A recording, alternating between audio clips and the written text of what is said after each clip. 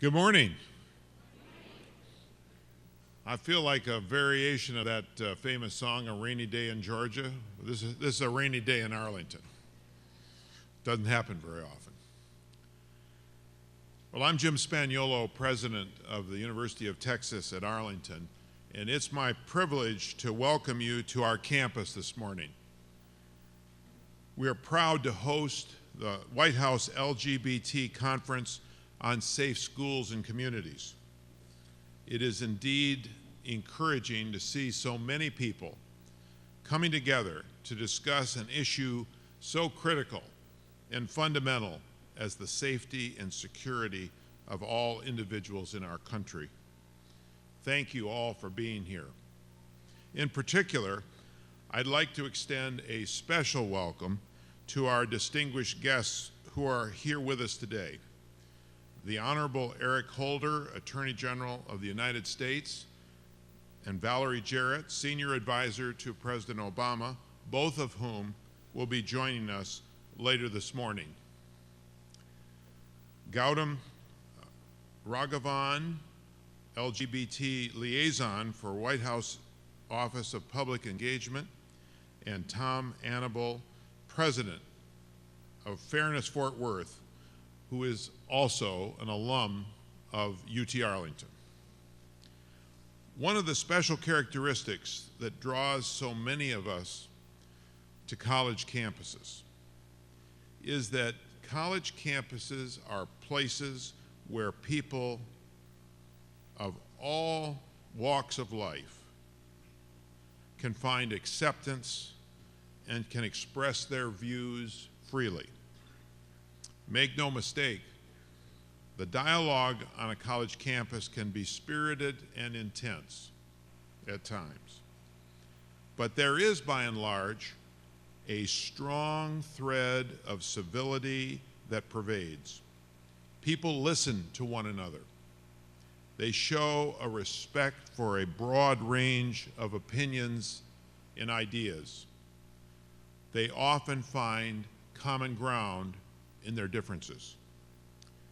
I think we're all distressed and disappointed at times that the level of public discourse in our country, especially political discourse, can be so harsh and so shrill. Rational, civil, thoughtful individuals are often the last ones to be heard among the clamor, the last ones to have a voice. They are shouted down, intimidated, bullied, and far too often threatened or physically harmed. We can do better than that. We must do better than that. Too much is at stake. As a nation, we must find a way to respect one another, to reach compromise, to live and work peacefully together, and to treat every member of our society with dignity, with respect, with fairness and equality. I know that each of you, by your participation in this important conference today, is committed to helping create better, safer, and more secure communities that foster and promote compassion and understanding. We applaud your tireless efforts in support of issues and challenges facing LGBT individuals, and we couldn't be more pleased to have each of you with us here today at UT Arlington. Thank you very much.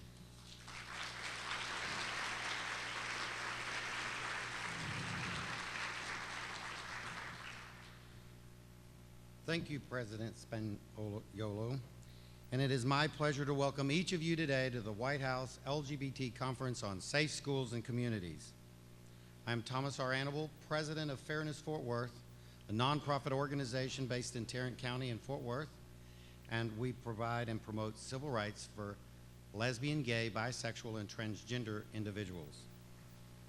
I want to express my sincere appreciation to my alma mater, the University of Texas at Arlington, for agreeing to work in partnership with the White House and the Department of Justice in hosting today's event. I initially worked with Dr. Del Carmen, chair of the Department of Criminology and Criminal Justice, and he took the lead to bring in Dean Gerlach. She's the Dean of the Department of Education and Health Professionals.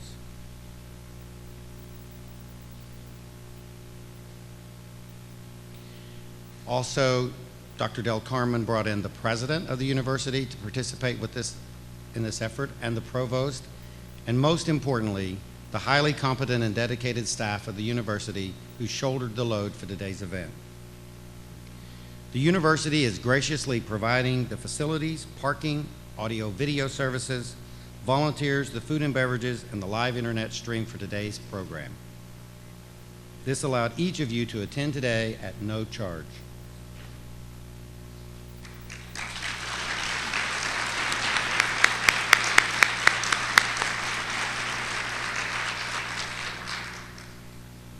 Over the past several years, a national dialogue has begun after an epidemic of teen suicides by LGBT youth. These occurred at colleges, high schools, even middle schools, with some victims as young as 13 years old. Most, if not all of these young people suffered from being bullied, most in schools, and many were harassed and assaulted in their own communities. Transgender individuals are particularly affected by violence. Today's event is designed to provide information and showcase the resources available at the federal level. Our hope is not just to continue this national dialogue, but to expand upon it. I am an alumni of the University of Texas at Arlington, and when I arrived in 1973, I truly believed, as I walked around this campus, that I was the only gay person here. There were no resources available to help me understand my sexual orientation. I would go to the university library, sneak books on homosexuality off the shelf, hide them in magazines, sit in a corner, and try to gain knowledge to understand my feelings. I could not go to counseling or psychiatric services because at that time, those professional organizations still deemed homosexuality a mental disease or defect. No teenager should have to face such issues alone. So last October, in my discussions with representatives of the Department of Justice and the White House, we conceptualized today's event. Today's topic does not make for an easy conversation, but thanks to the exemplary leadership of this university and the vision of the Department of Justice and Education, we are able to engage in this important discussion today. We must do the right thing to protect all students and provide a safe learning environment, and to ensure our communities and neighborhoods are safe for all LGBT individuals.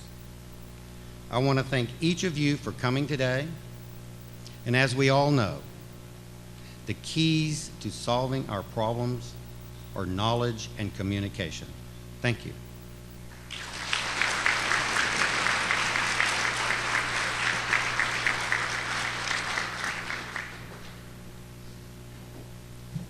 Good morning.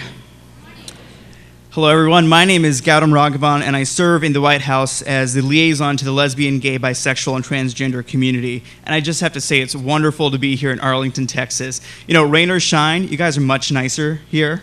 I feel nicer being here. So, yeah. So I'm hopeful that all of us who are not from Texas can take some of that niceness back to wherever we are. We could use some in D.C. So, like I said, it's wonderful to be here, and I just want to say thank you again to President Spaniolo and to the university for so graciously opening your doors and really pulling out all the stops to have us here. And certainly a big thank you to Tom, who's, I think, now my favorite Texas rabble-rouser, for his leadership here and for really making this a special event and ensuring that we were all here together. So we have a terrific program lined up for you today. And before we get started, I want to give you a sense of what to expect from the day ahead. As you all know, or I hope you know, in the 3 years since taking office, President Obama and his administration have taken significant steps to ensure safety, justice, equality, and dignity for LGBT Americans. From passing the Hate Crimes Prevention Act to repealing Don't Ask, Don't Tell, we've seen this president honor his commitment to the community again and again. And as many of you know, we've also benefited from a number of other incredibly important actions that impact the day-to-day lives of LGBT Americans. These are rules and regulations that prohibit discrimination and ensure that all of our schools and communities are safe, and you'll hear more about those today. But as you all know as well, the hard work doesn't just end with a memo or an announcement or the launch of a new program. In fact, that's usually where the hard work begins. So implementation is key. Education and training are critical, and your feedback is absolutely invaluable. So that's why we're here today. It's a part of a series of White House LGBT conferences that are being held across the country. The goal of these conferences is to empower advocates and community organizations and interested members of the public with information, resources, and opportunities that we have to offer. And we want to learn from you as well. We want you to tell us what's working, tell us what's not working, and what we could do better. We want to know about the challenges and the obstacles you face in your lives and in your work. And if you're successful in your work, we want to hear about innovation and best practices, and chances are the other people in this room will want to hear those things as well. So here's how the day will work. This morning, you'll hear from senior members of the Obama administration and from national advocates who are working every day to ensure that our schools and communities are safe for LGBT people. And this morning will culminate with keynote remarks by the Attorney General and Senior Advisor to the President, Valerie Jarrett. From noon to 1:30 p.m., we will break for lunch and open space meetings. And let me just tell you a little bit about what these meetings are intended to be. The purpose of this time is to give you a chance to identify an issue, a topic, or a project that's important to you, and to organize around it with other like-minded people. So this is your chance to set the agenda and to explore issues that are not being addressed elsewhere in the conference. At our next break, I'll tell you a little bit about how you can sign up, but we'll be out in the lobby at about 10:45 or so to sign up for open space sessions, and I really hope you will. I've already heard from a couple of folks here who are interested in leading sessions, from how to ensure that sports and athletics are safe spaces for our youth, to folks who want to talk about how to partner with faith-based organizations. So I encourage you, if you have an issue or a topic that you want to talk about, to please lead an open space session. And then after lunch, we'll reconvene for workshop sessions, and this is a chance to exchange information and ideas and identify challenges yet to be addressed. And then finally, at the very end of the day, we will reconvene here for a closing address from a very, very special guest, Judy Shepard, mother of the late Matthew Shepard, and someone who's worked tirelessly to protect all of our young people. So we have quite a day lined up for you. And before we get started, I just want to say, again, thank you to the community leaders who helped make this day possible. Tom and President Spaniolo and everyone here at the university. I also want to thank Joel Burns for his leadership on bullying here locally and as well as on the national level. I want to thank CC Cox and Resource Center Dallas there. Please, let's do the shout out. For the work that you guys do here locally to ensure safety and equality for all of our people.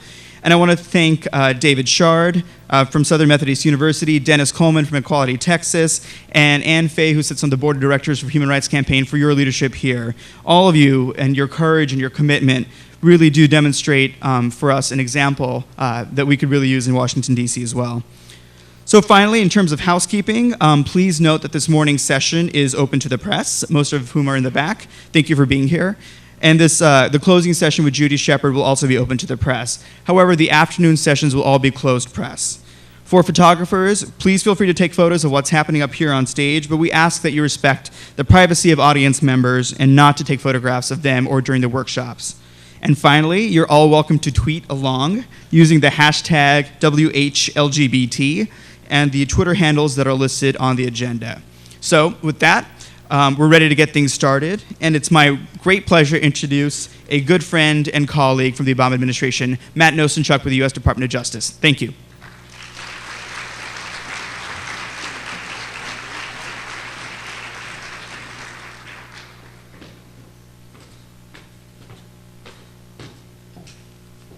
Thank you very much, Gautam. Good morning, everyone.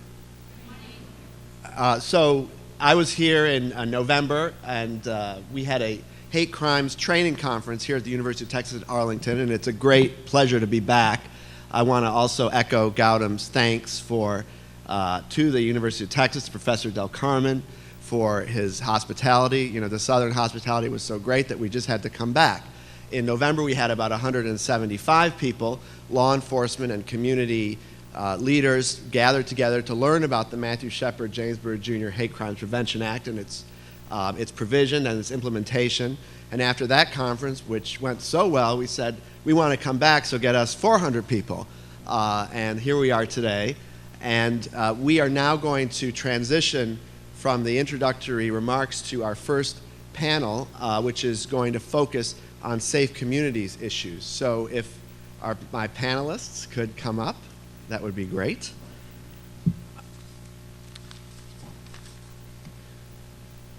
And do we have the name cards for the panelists?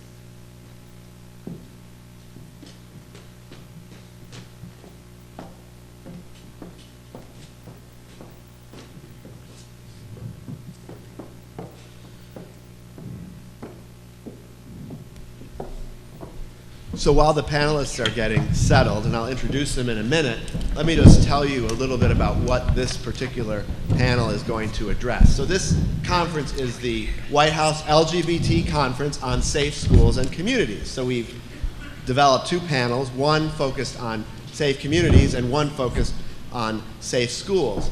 You know, the personal safety of LGBT individuals in every aspect of their lives is the focus of this conference. And there is, you know, there are interactions between whether, you know, we have safe schools and whether those safe schools are located in safe communities. The Department of Justice focuses on ensuring safe communities and safe schools. And before I turn to the panel, let me just very briefly tell you that today we are fortunate to have the resources of the Justice Department represented here that focus on these issues. In the Civil Rights Division, for example, where I work, I'm Senior Counselor to the Assistant Attorney General for Civil Rights, Tom Perez.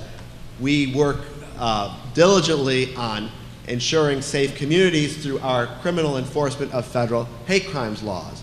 But in schools, we also work to ensure that school districts observe their legal responsibilities to provide equal opportunities for all students to learn in an environment that's free of harassment through our enforcement of Title IV and Title IX of civil rights laws.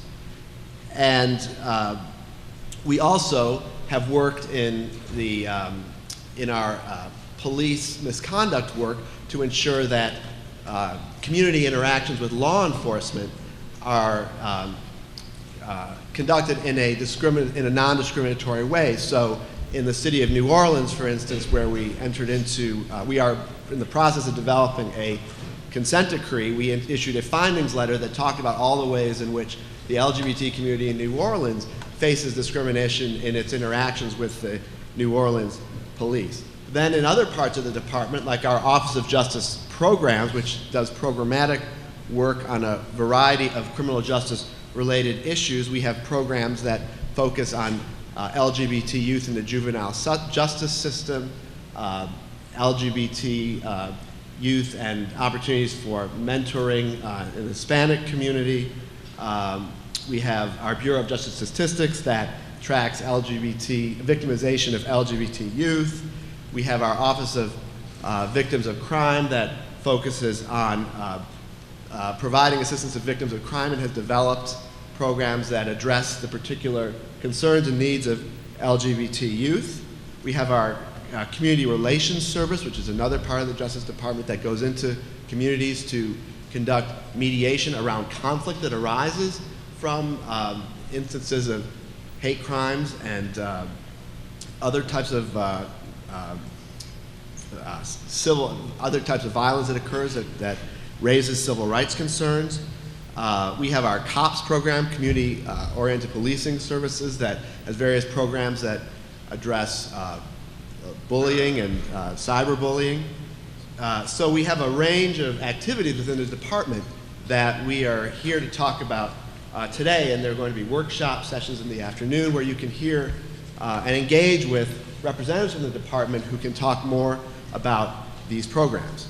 So now let me turn to the panel, and we're really fortunate to have a fantastic panel today that is going to talk about the various aspects of ensuring safe communities and the interactions among law enforcement and community stakeholders. So first, I want to introduce the U.S. Attorney for the Northern District of Texas, Sarah Saldana.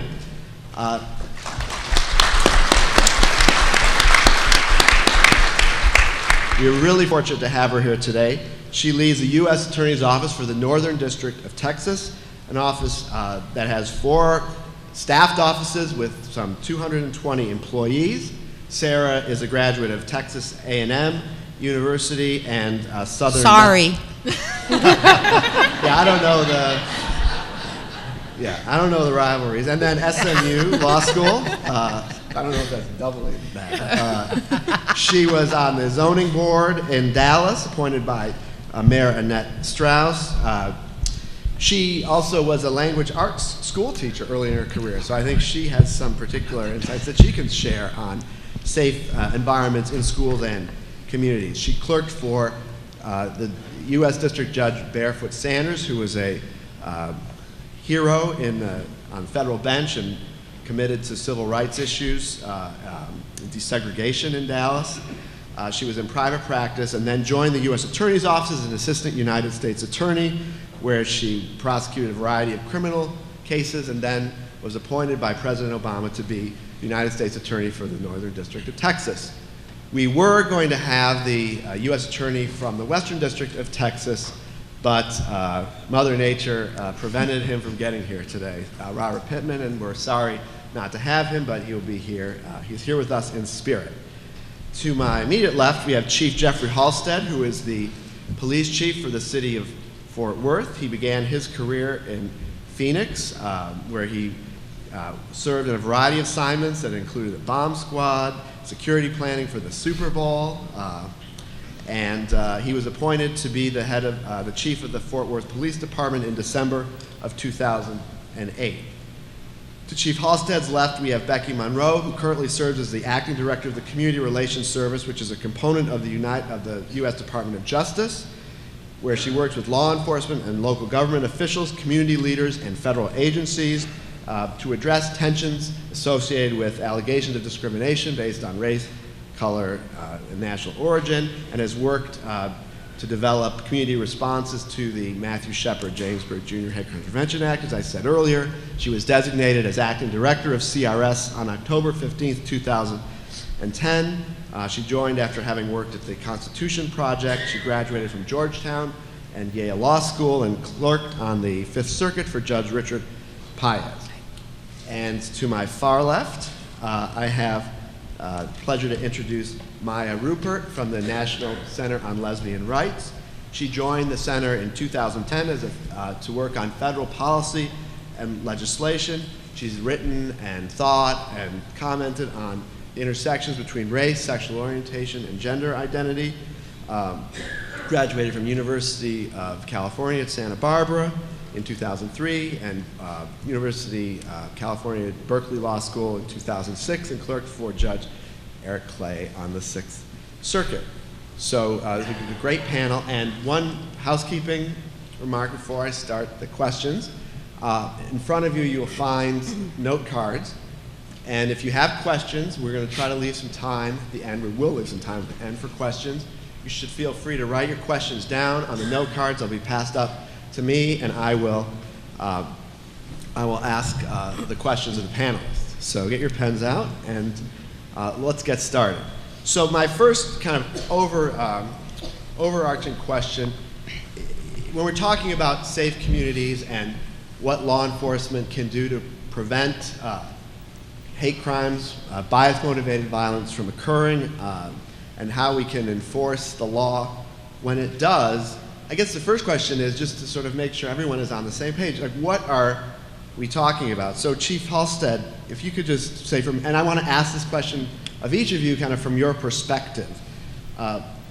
So Chief Halstead, what are hate crimes and how are they different from other kinds of crimes, and why do they require a different kind of response from law enforcement? You know, hate crimes, what makes them so specific is the premeditation and that thought that occurs prior to committing the crime, the personal crime, on individuals. The reason that is such a topic of concern within law enforcement is the amount of violence and the amount of hate that goes with that premeditated thought process of committing a crime or causing injury to another person. The reason it's very, very specific in law enforcement to have a great relationship with our federal partners is because that close relationship will ensure not only quality of reporting that incident, but also a successful prosecution on end, which is our goal, is to hold those accountable that have these evil and malicious thoughts specifically intended on someone that is the basis of the hate crime.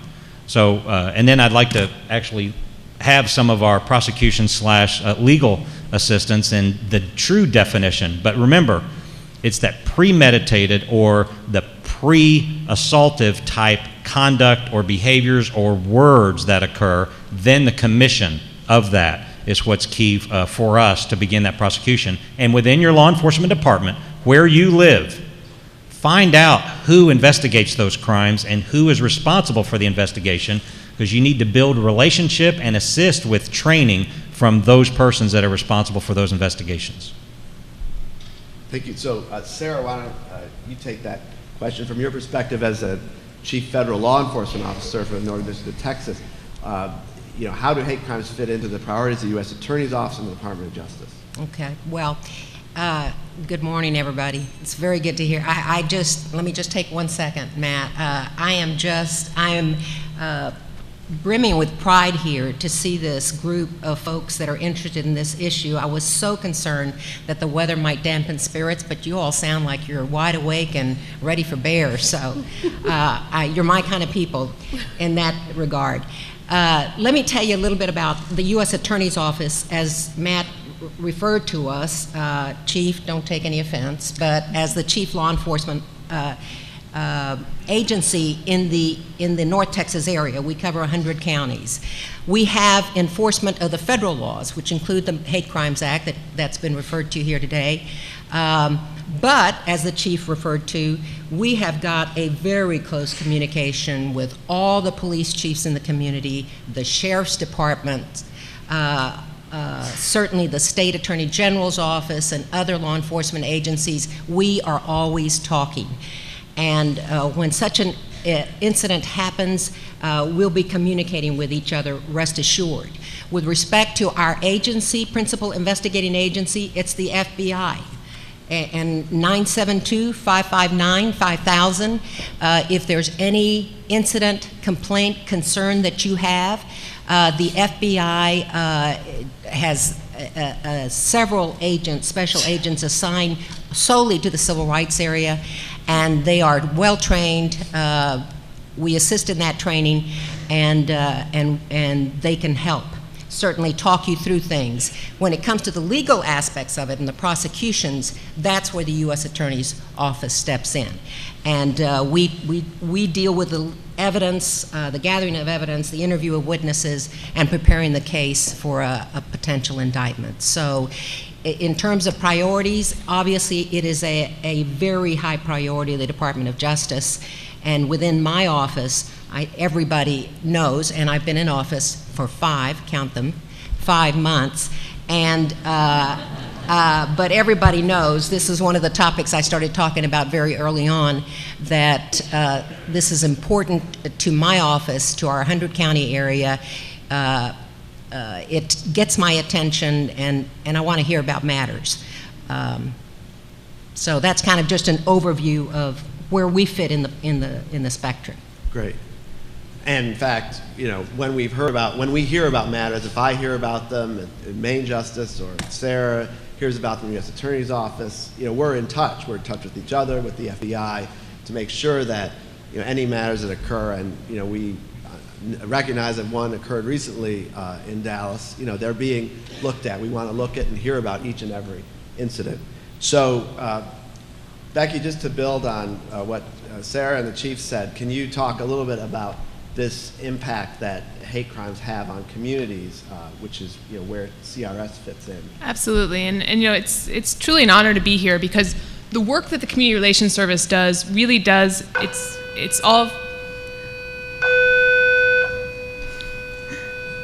It's very important, as you can see.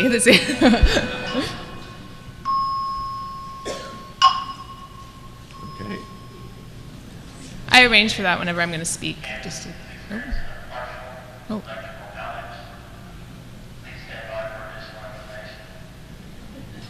It's not a Just We gonna don't keep appear to be going. experiencing one I'm good. here, so. Thank goodness it's Do you not have here. candles to start passing out? Lighters? Okay, So- go ahead. So part of the reason it's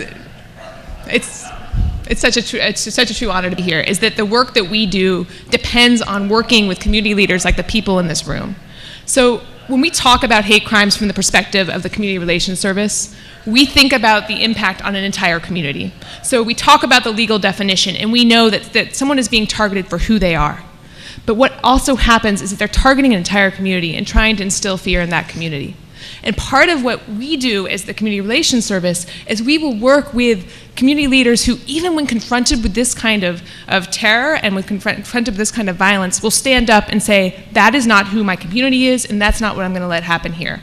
So what we try to do is we will go into a community. We're a part of the Department of Justice, but we do not litigate and we do not investigate. Our entire mission is to work with the community and with local law enforcement to do, whether it's through mediation, sometimes it's simply bringing parties together. So you may be in a district or where you don't have the relationship with local law enforcement like people may have in Fort Worth. So if you want to have that dialogue, we can help to make those meetings happen. It's just like the chief said, developing those relationships can be critical. And you can use us as the Department of Justice to serve as sort of a neutral facilitator. We can serve as that bridge to bring you in to talk about concerns. And what we have done is in the aftermath of hate crimes, we have gone in and, for example, I can give many examples, but in Minnesota we worked after a violent murder of a transgender woman. And part of what we did was make sure that people were at the table, so that people were talking to local law enforcement. And the chief then made sure that voice, that the voice of the different transgender people in that community were regularly at his round table. They made sure that there was an LGBT liaison created. And we found that if you can help from CRS's perspective, all we're doing is trying to help sort of support the work and the important initiative that comes from the community. And we have seen when we can go in and we bring community together with law enforcement, you can build these partnerships that can truly make a difference and develop local capacity. So that, as Matt said, we're not only talking about responding to terrible violent incidents, but also about how do you prevent them. And part of preventing is building those relationships so people feel comfortable going forward and talking to law enforcement and talking to each other. And also building relationships outside of the community. Because one of the things that I think is undoubtedly so inspiring about this work is you can't go into a community in the aftermath of a hate crime targeting someone because of who they are and not be inspired. Even if you may not be a part of that community, part of what we do is help people recognize that common link and their common obligation to stand up for each other. Great. Thanks, Becky. And so now Maya, as someone who works in the LGBT community, can you talk about how the various parts of the LGBT community experience hate crimes, why they feel so different from other kinds of crimes, and what the expectations are in the community of law enforcement that is pledged to protect them? Sure. I mean, within the community, I think that the hardest thing about hate crimes and hate violence, it's that it's devastating the community, and it's doing it to the most vulnerable of the LGBT community. You hear a lot about the violence against the LGBT community generally, but very often those crimes are specifically targeting transgender women and transgender women of color in particular. And what you see is that sort of the most marginalized group is especially vulnerable to this type of violence. It's an incredibly devastating thing to have happen to a community, particularly when you look at these crimes and you see that these young women, I'm saying young women, but these are girls. We're very often talking about 16-year-olds, 17-year-olds, 18-year-olds, girls in their young 20s, lives being cut short by some of the just most devastating and chilling violence that you can imagine. So what it does is, exactly what Becky was sort of describing, it impacts the entire community, and it changes the way people view just their very safety walking down the street. What it also does, hate crimes sort of casts a light, I think, on all of the different ways that the LGBT community faces oppression and faces marginalization, because this violence targets people. It's related to a number of issues. We do see this more often among LGBT people of color, so it's a racial justice issue. It's an economic issue. It's an issue, that people don't have access to, to quality education. They're not able to, access employment without discrimination, and so those things contribute to people being in a different socioeconomic class, making them more vulnerable to violence. The fact that people face so much homelessness and housing insecurity in the LGBT community, and there are the federal housing law currently does not cover people in the LGBT community and protect them from housing discrimination. That all contributes to make people more vulnerable to this violence. So what it really is it's the sort of coming together of so many different types of discrimination, and it culminates in the loss of lives of very young people in the community and the devastation and fear, really, for the rest of the community. Great, thank you. So I want to talk now about what happens in the face of a hate crime. So we have, as I mentioned earlier, we have the Matthew Shepard James Byrd Jr. Hate Crimes Prevention Act, which was signed into law by President Obama in 2009, and for the first time provides nationwide protection for LGBT individuals from bias-motivated violence. The federal law applies to acts of physical violence or attempted acts of physical violence with a dangerous weapon. So it doesn't cover all conceivable acts that you might consider to be hate crimes. For example, the bias intimidation charges that recently were highly publicized in New Jersey at Rutgers, would arguably not fit into the federal definition of a hate crime. But under New Jersey law, they are treated as such. So we have this interaction between federal and state law. In Texas, there is a penalty enhancement for hate crimes that are committed based on sexual preference. Those are the words in the Texas statute. So there is ability in Texas, under state law, to pursue additional penalties for sexual orientation-based hate crimes, but there's not gender identity in that statute, and there is in other states. So there's a patchwork on the state level, but we now have this important, vital federal protection. So I want to talk about that interaction between the federal and state law. So on the ground, of course, when a hate crime occurs, a violent crime occurs, it's not the FBI that typically first shows up on the scene. It's usually the local police. So Chief Halstead, let me ask you, when an incident occurs, how are you preparing your officers, or how can law enforcement officers be best prepared to figure out whether an incident is a hate crime, and then whether you're going to refer it to the FBI or look at it under local enforcement, local law, or some combination of both? And I'm glad you brought up that question, because since 2009, when we worked closely with the leaders within the gay community, not only just locally but as well as nationally, I want to give thanks and appreciation to Fairness Fort Worth and the Diversity Task Force, because their mandate of more advanced in-service training to every city employee enabled our employees to have an honest table discussion about this issue, about service within the gay community, service within all communities, what is appropriate, what is not.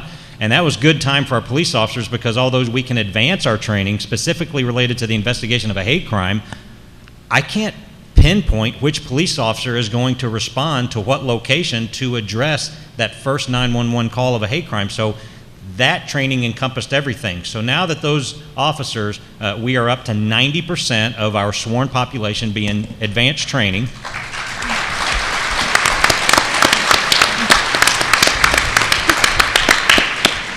Now we do a better job taking the call, asking critical questions, responding to the scene with sensitivity and a service base of professionalism. That did not occur years ago. And now we know the right questions asked, but specifically We have to make sure we gather witness statements accurately on scene. And I want to thank, again, Fairness Fort Worth, because we had an alleged hate crime that occurred, and the officer had not gone through the training. The right questions were not asked, and it was simply labeled an assault. And it wasn't until Tom Annable and Fairness Fort Worth called my cell phone directly and initiated and demanded this be looked at with closer scrutiny that we realized an officer that did not receive the appropriate training routed this in the wrong manner. We immediately got the right detective on the case. We started formalizing more in-depth witness interviews, as well as trying to gain some other surveillance. That is very, very critical. And I made a statement here about the community involvement is the foundation of compassion, service, and success. Without that community involvement and without me hearing from our newfound friends within the community, that would have been just another assault. And as chief of any police department, there's no way in the world you would let this be tolerated in any community. So as your role in your community, step up and gather those relationships and those names. We want to serve. We need to know what is expected from this position. And because that is expected now, my phone rings a lot less often than it used to, and I think that's a great thing. But we still have improvements we need to make. And I just wanted to lean on our federal partners because they guide us and assist us with so much advanced training, as well as the Department of Justice offering grants and massive amounts of training opportunities for our staff to receive exactly what they need to meet the service expectations in all of our communities. So what are the proper questions, or what can tell us a little bit more about what the right questions are, or what kind of training you're doing? Well, the training, I think in this profession, we're really, really scared to ask something that could offend someone. And literally, they'll dance around the question instead of just saying, "Are you gay?"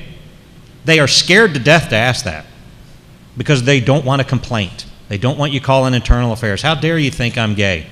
They have to ask the question. So really, it depends on what witnesses saw or heard prior to the assault, prior to the crime that was committed.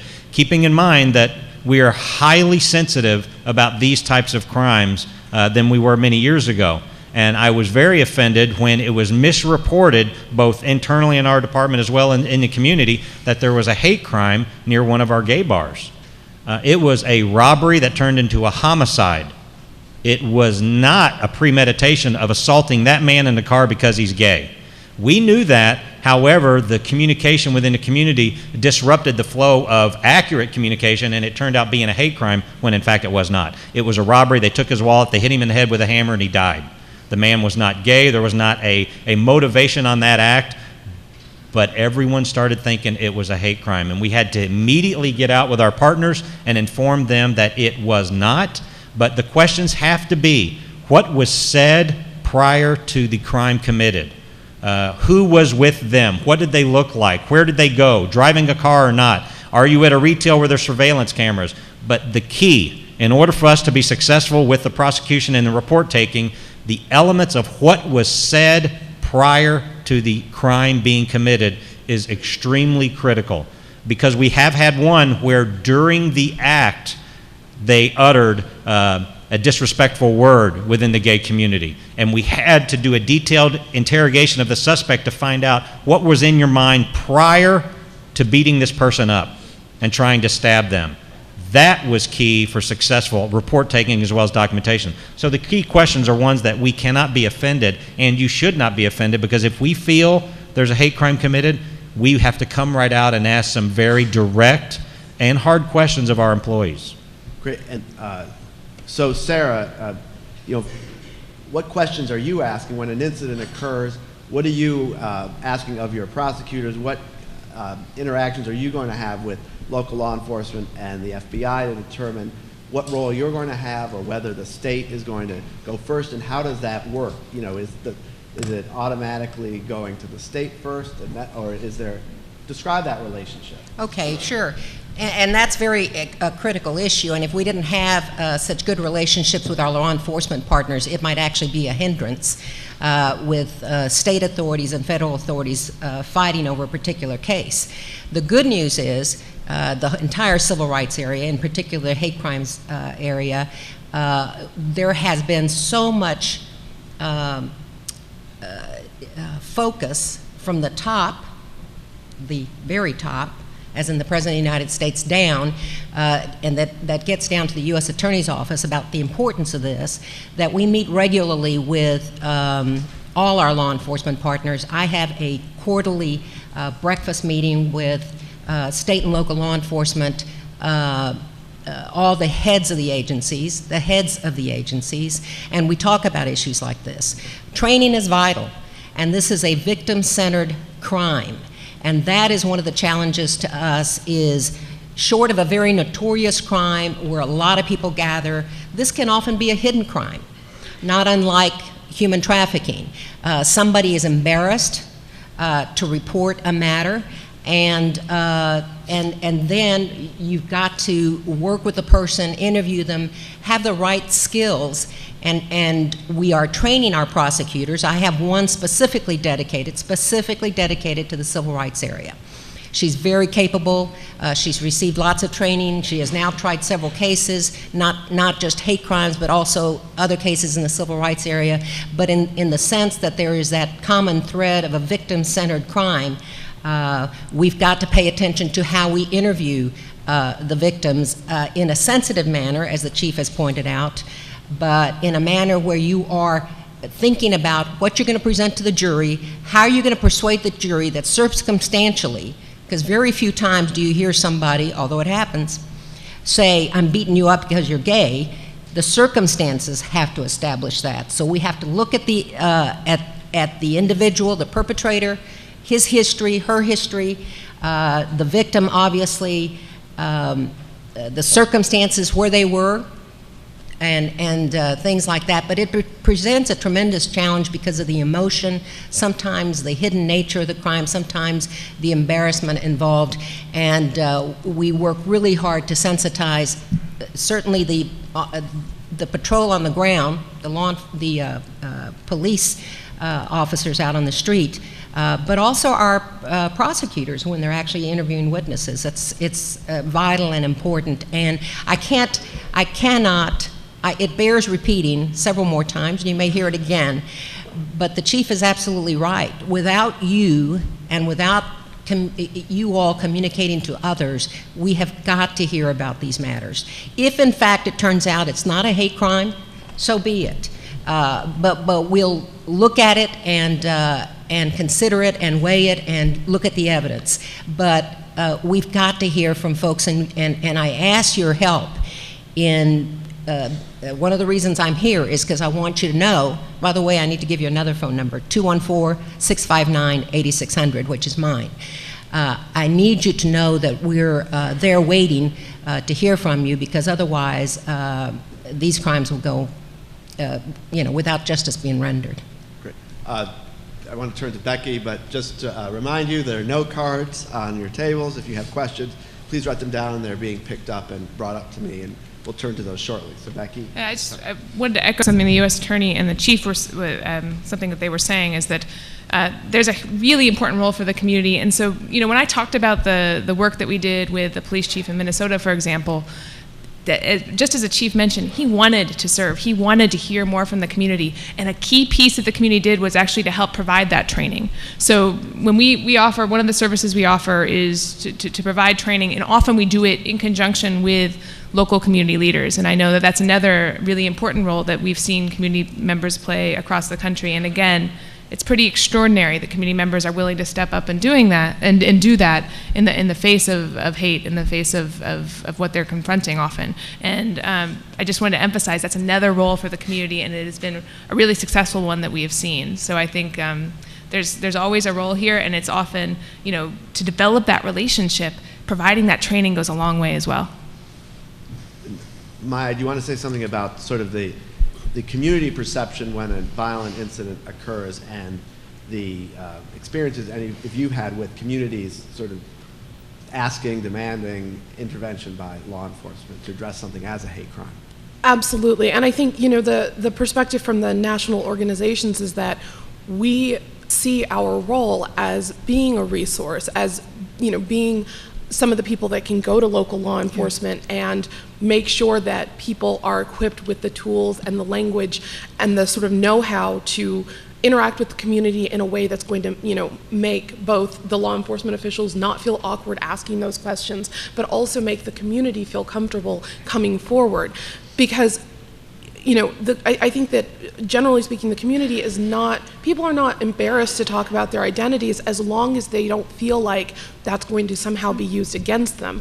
And a lot of the work that needs to be done right now to increase the number of these crimes that are being reported and to increase the number of witnesses that will come forward and talk about their experiences is to repair the really fractured and damaged relationship between the LGBT community and law enforcement.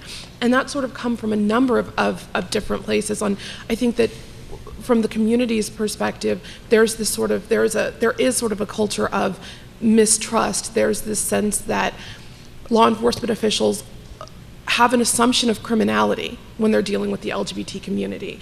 Very often what we hear about when people report crimes is that the first assumption is that, the LGBT person who's the victim of a crime is sort of, being spoken to by law enforcement officials like they're a suspect, or they might have been the perpetrator, and that's so often not the case. But what it does is make people much less likely to want to go forward, particularly where, like I said before, because of a number of the ways that people face discrimination right now, we do have a number of people in the LGBT community that are having to rely on, we'll call, alternative economies.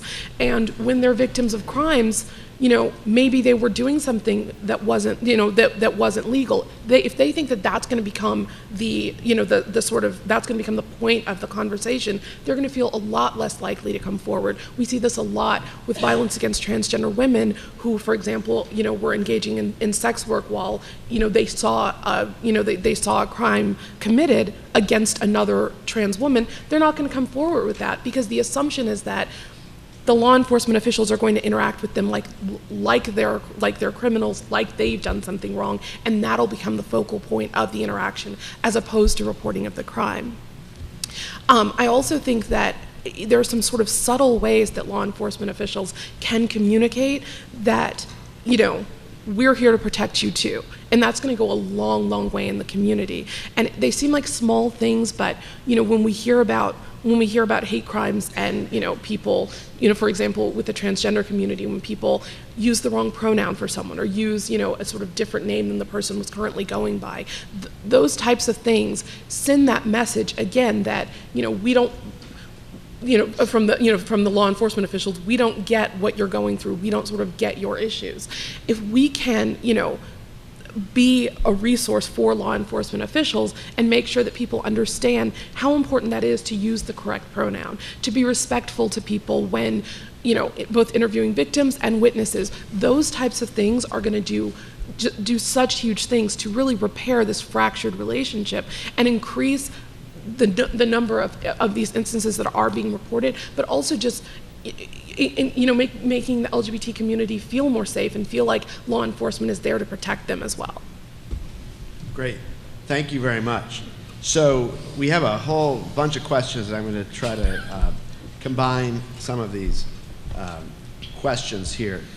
And the first one, and it also transitions into what I wanted to talk about next, which is this issue of trust that Maya just addressed, and I wanted to kind of come back to Chief Halstead. So, as folks here, many of you know, there was an incident involving a raid on a bar in Fort Worth, the Rainbow Lounge, that received a lot of publicity and involved a lot of interaction between the police department and the LGBT community.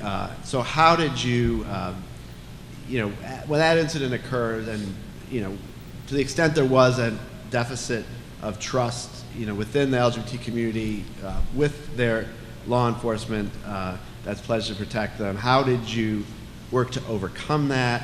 And do you think that you have successfully overcome it? And what more is there to do to address, any remaining vestiges of mistrust that might exist? Well, you've got 3 minutes. I was just about to say, wow, I got to answer that in a really, really succinct amount of time. Most importantly, what occurred June 28th of 2009 was a catalyst for something that is probably long overdue for any of our communities.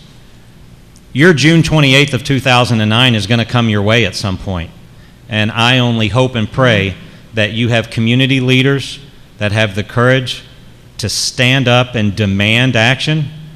I also pray that you have a police department that is open and willing to listen, because I have seen other departments that are extremely negative and closed-minded and they refuse to listen. That's horrible. And I really, really hope during that time that you have a way to learn. We had to learn so much from that night on many, many levels. And we made so many errors in the police department. We didn't know how to navigate this. We were reeling off another really high-profile use of force incident that caused a tragic death in one of our minority communities. And we were so hyper-focused on one issue that when this occurred in the early morning hours of June 28th, we were caught off guard on a 3-week city council break for summer. We had no way to gather them together to brief them on this, and it really spun out of control. And honestly, I think it needed to spin out of control because time was overdue that the city steps up and listens. And all I can say about, I think the question, Matt, was something about were we successful, or has the trust been learned? Yeah. For me to sit through an hour and 3-minute documentary of that incident and to attend in uniform and to receive a standing ovation, I think we are very, very successful, but I can only say that because the community demanded that their city listen, take notice, and implement change. And without that, I would have been on a platform by myself, still being yelled at. But thankfully, they wanted to come to a table and talk. And boy, did we do some talking. And did we do some learning.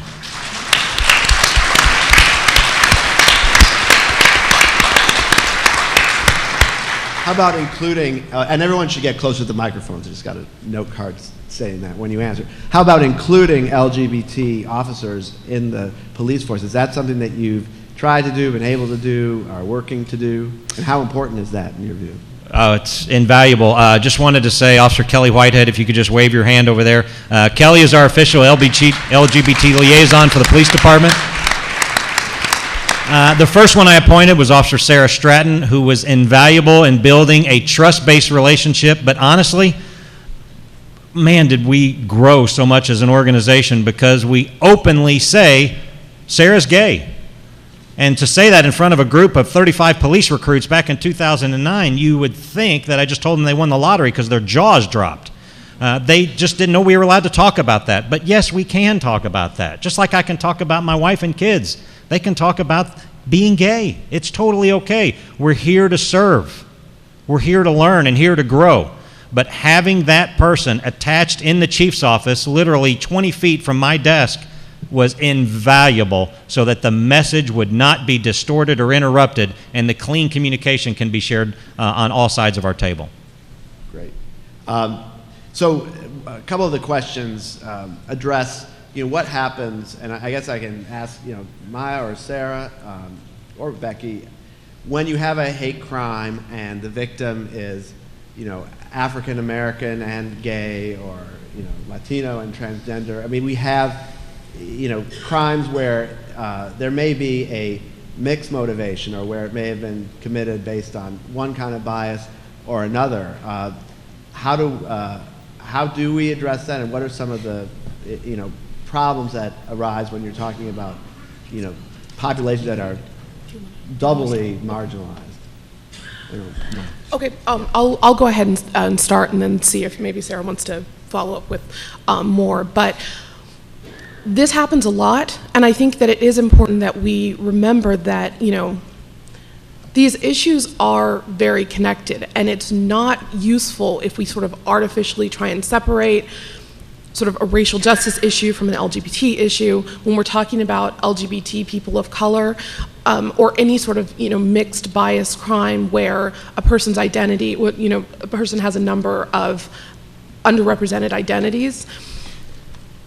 the way people experience oppression, it sort of doesn't break off simply like that, you know, and it's impossible in a situation like that to look at a crime and then say, oh, well, you know, this was, you know, sort of pick the bias and then say, you know, it was just based on that. And I think that the fact that that's impossible is reflected in the fact that, you know, when these crimes are being reported, you can check more than one box. You can say that there was more than one bias, because that's very often the way that oppression works. And we do ourselves a disservice as advocates looking at this, and we really do a disservice to the community when we look at LGBT communities of color and we basically try and say, you know, well, only one part of your identity was really sort of at the root here, or you were only facing oppression or violence or discrimination based on one part of your identity, because that's just not the way that it works. So I think it's important that we, you know, just sort of remember that those things operate together. And I also just think, you know, as we're talking about addressing it, then we also can't separate out, you know, we can't sort of talk today in a vacuum about violence in the LGBT community without sort of bringing in all these other issues. I wanted to talk very briefly about something that seems like a departure, but it's really not. And that's the case that I think everyone has sort of heard about at this point, the young man named Trayvon Martin. This is the 17-year-old boy who was shot by the captain of Neighborhood Watch. He was, you know, 17-year-old black kid who was killed. And there had, you know, obviously this doesn't look like it was an LGBT related crime at all. There's been no evidence coming out that, you know, Trayvon Martin identified as LGBT, or that there was a thought from the shooter that he was. That's not really the point here. The point is that when you hear the 911 call, you know, what this guy was saying is, you know, he looks like he's looking for trouble. He's a black male. He's a young black male. And when you have that going on in people's head, when you have that culture that assumes the criminality of people of color, that impacts the way that law enforcement officers are doing their jobs and the way that communities of color feel, you know, don't feel safe in their communities and in other communities. And that cannot be separated from the LGBT community, because we have LGBT people of color who face that bias as well. And so I think it's just sort of important to remember that while we're talking about this and we're focusing on violence and safe communities in the LGBT community, that we can't so easily separate out what's experienced.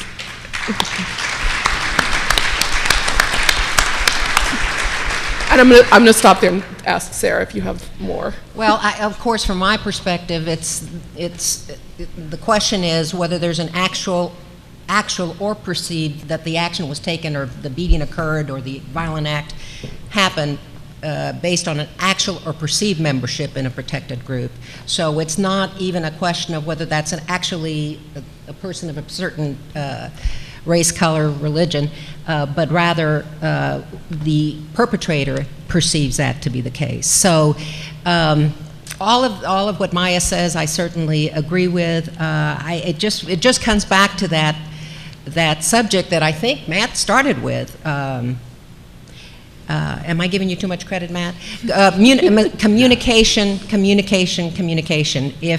If I can go out and visit with community groups, which I do, and I've been doing at a pretty good clip since I took office, and vice versa, folks come into our office and visit with our prosecutors and share feelings, information, perceptions, thoughts. It can only get better with that kind of communication. And I just have to say, I think, you know, the reason that I'm here with CRS is because of the Shepard-Byrd Act, and I think it's important. We talk about it all the time. We need to remember that was named after two men who were killed for who they were. It was named after a young gay man and an African-American man who were violently murdered for who they were. And I think if you look at the text of the Shepard-Byrd Act, with respect to the Community Relations Service, we can work with communities to help prevent and respond more effectively to violent hate crimes on the basis of race, color, national origin, gender identity, sexual orientation, and religion. You know, as Maya was saying, you don't get to choose people's identities. We don't we're not in a place where we get to say why or who, to split up those identities. And that's part of, I think the work that we do at CRS, we were created by the Civil Rights Act of '64. So for over 45 years, we worked on addressing tension associated with discrimination on the basis of race, color, and national origin. There was a reason we were included in the Shepard-Byrd Act, and that was because of the recognition that a lot of the issues in terms of the need for communication, the need to sort of bring people to the table to talk about issues, and the need to recognize that as a country, we cannot move forward when people are being targeted for who they are. And so I think, I think that the fact that we're talking here, and I think especially, I'm obviously very cognizant of it because Mrs. Shepard's coming later today, I think we need to remember that, and that these issues, should not be treated separately. And I think, just adding to the communication issue, another thing that I think is important to talk about is if a hate crime is not pursued, if for whatever reason the facts are not there, I think it is a huge step, as the chief said, to come out and talk to the community and say why. Because it demonstrates a respect for the community.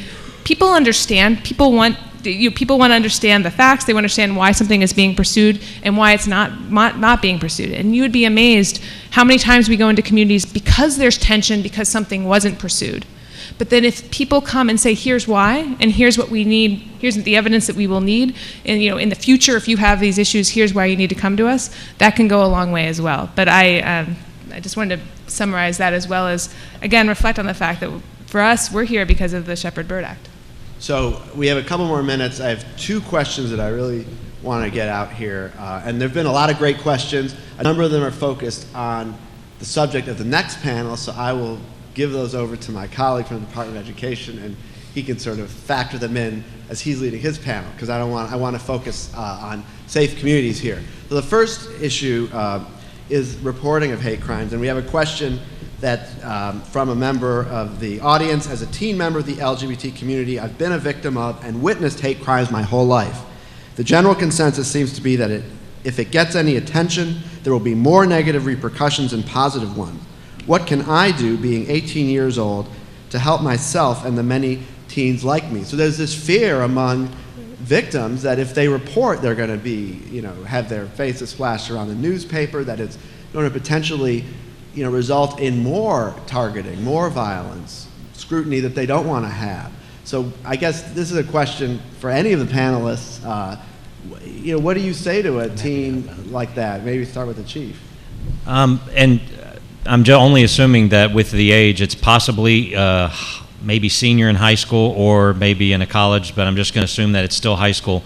If your school has a school resource officer, a uniformed police officer that works that area, build that relationship effectively with the school resource officer, but most importantly, find out if your police department has a GLBT liaison. That can be a very discreet and a very comforting communication relationship that can get a report started, and we can work very effectively behind the scenes to keep that redacted and keep that very, very private.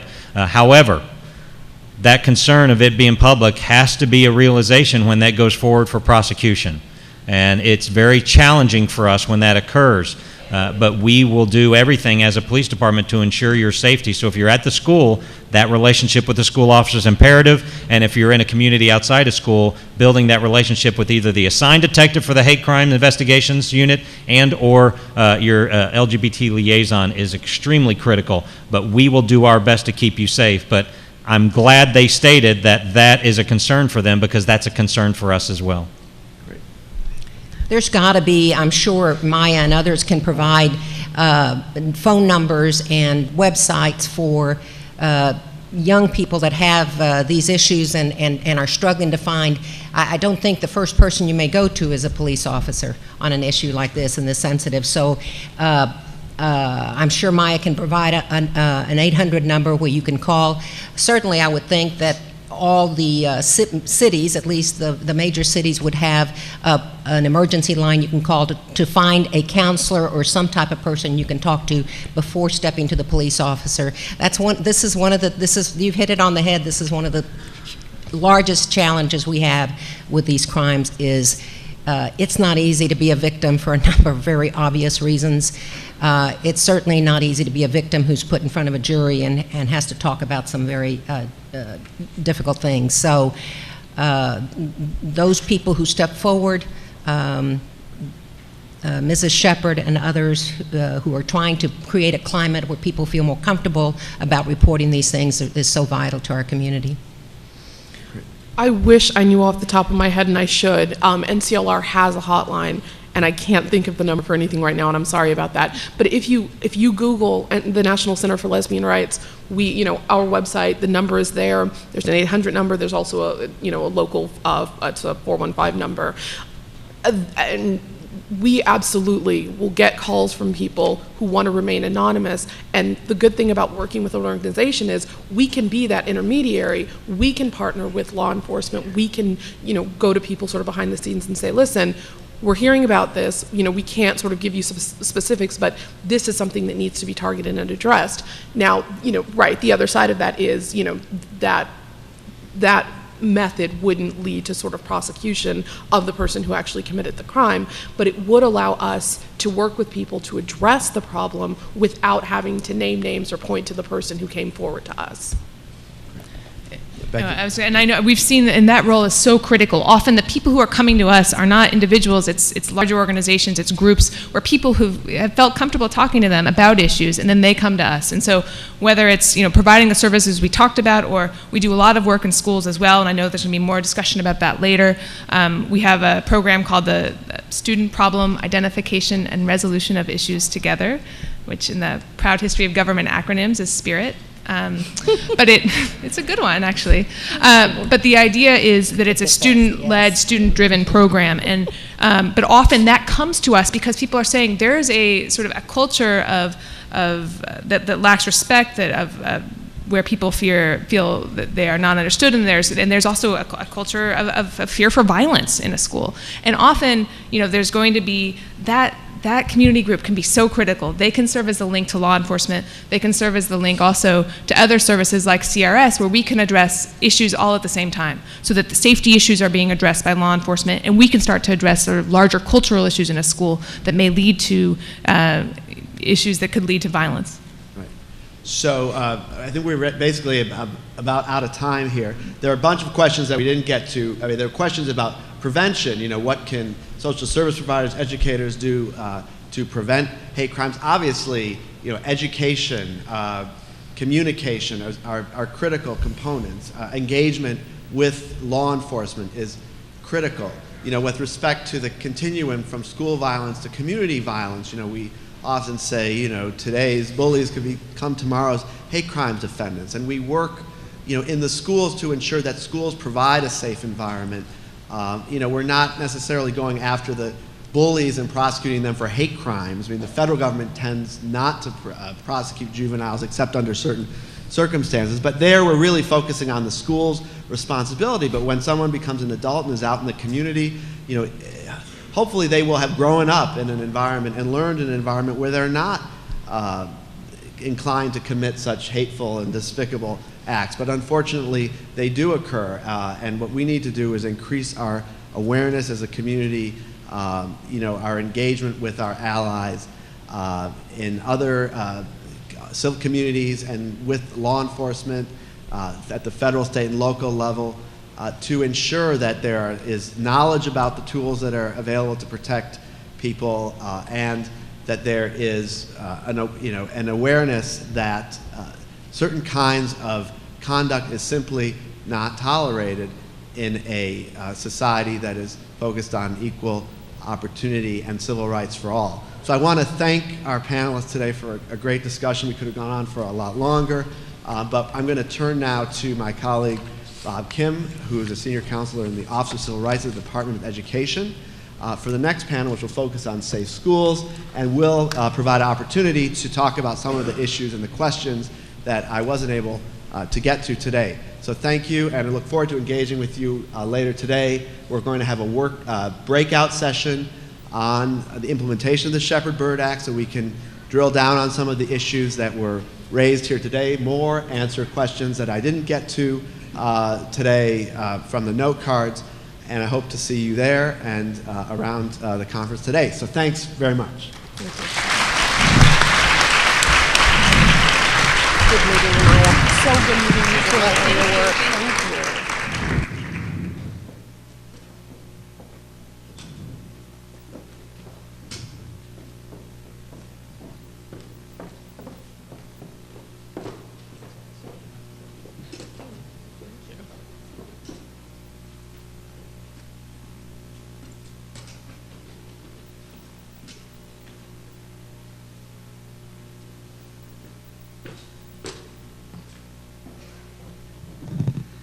So good morning, everybody.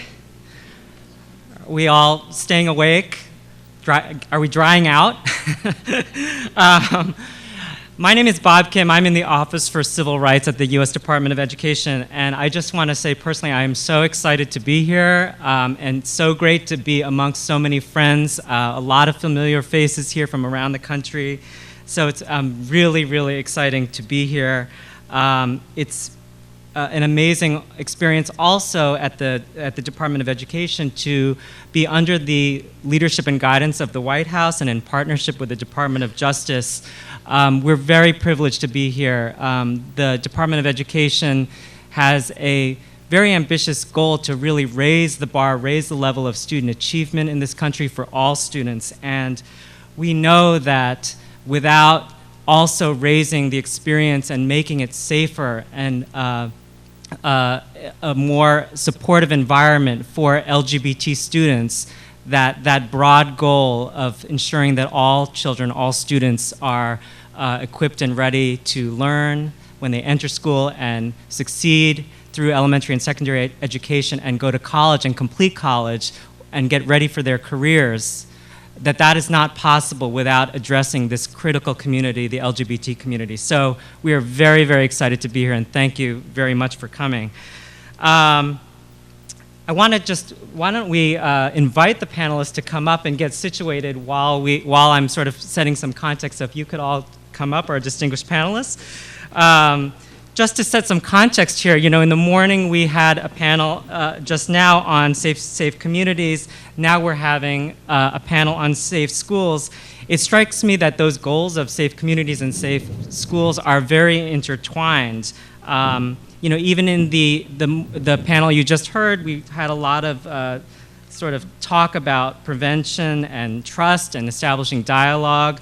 Really, even in the context of safe communities, it seems to me that education is such an important goal there of raising education and awareness in the community. And certainly, just as communities sort of inform and support schools, schools are also the centers of communities, and school employees and the students that go to schools are members of the community. So these are really, really intertwined goals, and we really look forward to sort of furthering the dialogue in this panel coming up. So without further ado, I'm going to introduce our panelists here. I just have to say that, you know, neither wind nor rain nor intermittent tornado warnings could keep these distinguished panelists from their appointed panel. So I am very excited that they're here. To my immediate left is Joe Koski, who is the Senior Director of Research and Strategic Initiatives at GLSEN, which many of you know, the Gay, Lesbian, and Straight Education Network. Joe is trained as a family therapist and has worked as a school counselor and psychoeducational consultant in elementary and secondary schools. Dr. Koski has been conducting community-based research for over 15 years. His research has focused on evaluation and program development of community-based initiatives for LGBT adolescents and adults regarding health and well-being, community effects on family processes, and the family-school connection. And Dr. Koski has been involved with GLSEN's research initiative since 1999 and has developed and has led the department in the research department of GLSEN since 2003. It's been that long, Joe, huh? I know. Yeah. It's scary. So thank you, Joe, for being here. When I was 10. To Joe's left is Kim Westheimer. We're very pleased that Kim is here. She is the director of Welcoming Schools, a project of the Human Rights Campaign Foundation in Washington, D.C. Welcoming Schools is an LGBT inclusive approach that helps elementary schools embrace family diversity, avoid gender stereotyping, and end bullying. Kim is also an adjunct faculty member at Wheelock College in Boston, Massachusetts. She's the former director of the Safe Schools program for gay and lesbian students at the Massachusetts Department of Education, and she's the co-author of When the Drama Club is Not Enough, Lessons from the Safe Schools program for gay and lesbian students. Great title. Kim has been a consultant for a wide range of education, government, and nonprofit organizations, including the Centers for Disease Control and Prevention, the American Psychological Association, and the Massachusetts Department of Education. So we're very pleased that Kim is here, and thank you so much for coming. To Kim's left is Michael Uden. Michael joined the Department of Education in June of 2010 and was named Acting Assistant Secretary for Elementary and Secondary Education in July of 2011. In this role, Michael oversees the administration of the Office of Elementary and Secondary Education, comprised of approximately 275 employees and charged with the implementation of over 50 grant programs designed to promote academic excellence and enhance educational opportunities for elementary and secondary school students. Prior to joining the department, Michael spent 9 years in the United States Senate serving as legislative director for Senator Jeanne Shaheen of New Hampshire, senior counsel to Senator Jeff Bingaman of New Mexico, and also was Help Committee counsel, the Health and Education and Labor and Pensions Committee counsel to Senator Jim Jeffords of Vermont.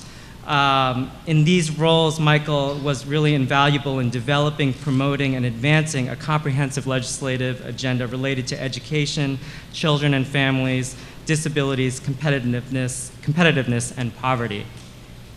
So thank you, Michael, for being here as well. And finally, to Michael's left, we have Tori Cummings. Tori is a trial attorney for the U.S. Department of Justice in the Civil Rights Division, Educational Opportunities section in Washington, D.C.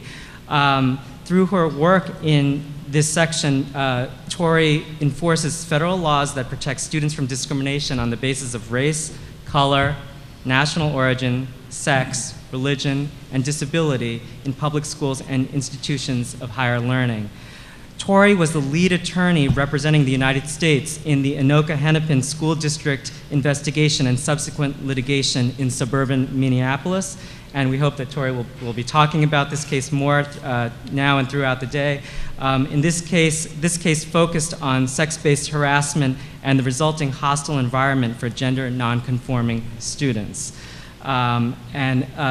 I should also add that Tori does other work for the Department of Justice, including investigations into racial harassment. She also works on cases involving improper exclusion of students from school on the basis of immigration status and national origin. And she also does investigations into harassment and improper treatment of students with disabilities. So with that, a warm welcome here for all of our panelists.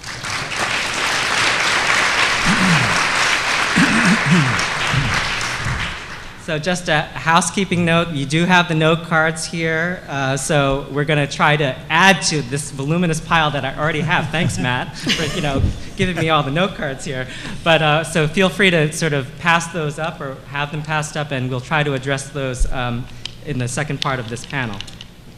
So let's just get started here, and same kind of foundational question as was raised in the opening panel.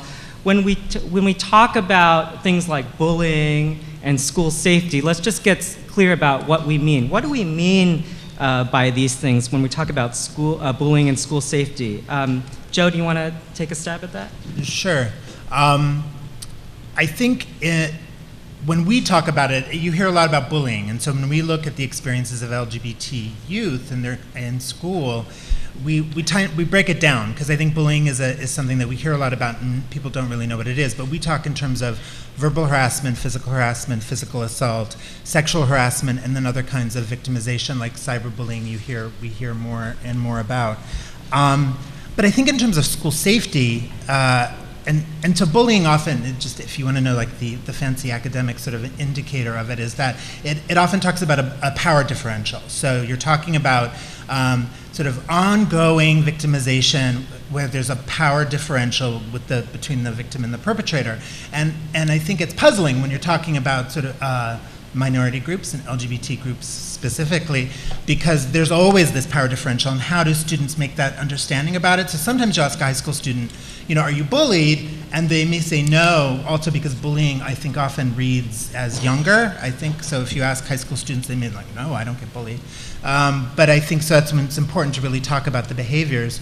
And I think in terms of school safety, there are other things that I think contribute to a hostile school climate. And in particular for LGBT youth, and probably not a surprise for people in the room, is pervasiveness of homophobic remarks. So even if the remarks aren't directed at you, the fact that 9 out of 10 LGBT students are hearing fag or dyke in their schools frequently it's really pretty telling that it's creating a hostile environment. And then even more pervasive is the expression, "that's so gay," which I'm sure everybody knows, right? And which is pervasive and even more common than hearing other kinds of homophobic remarks. And even though people don't understand, people say, well, yeah, but I don't mean it to be about gay people.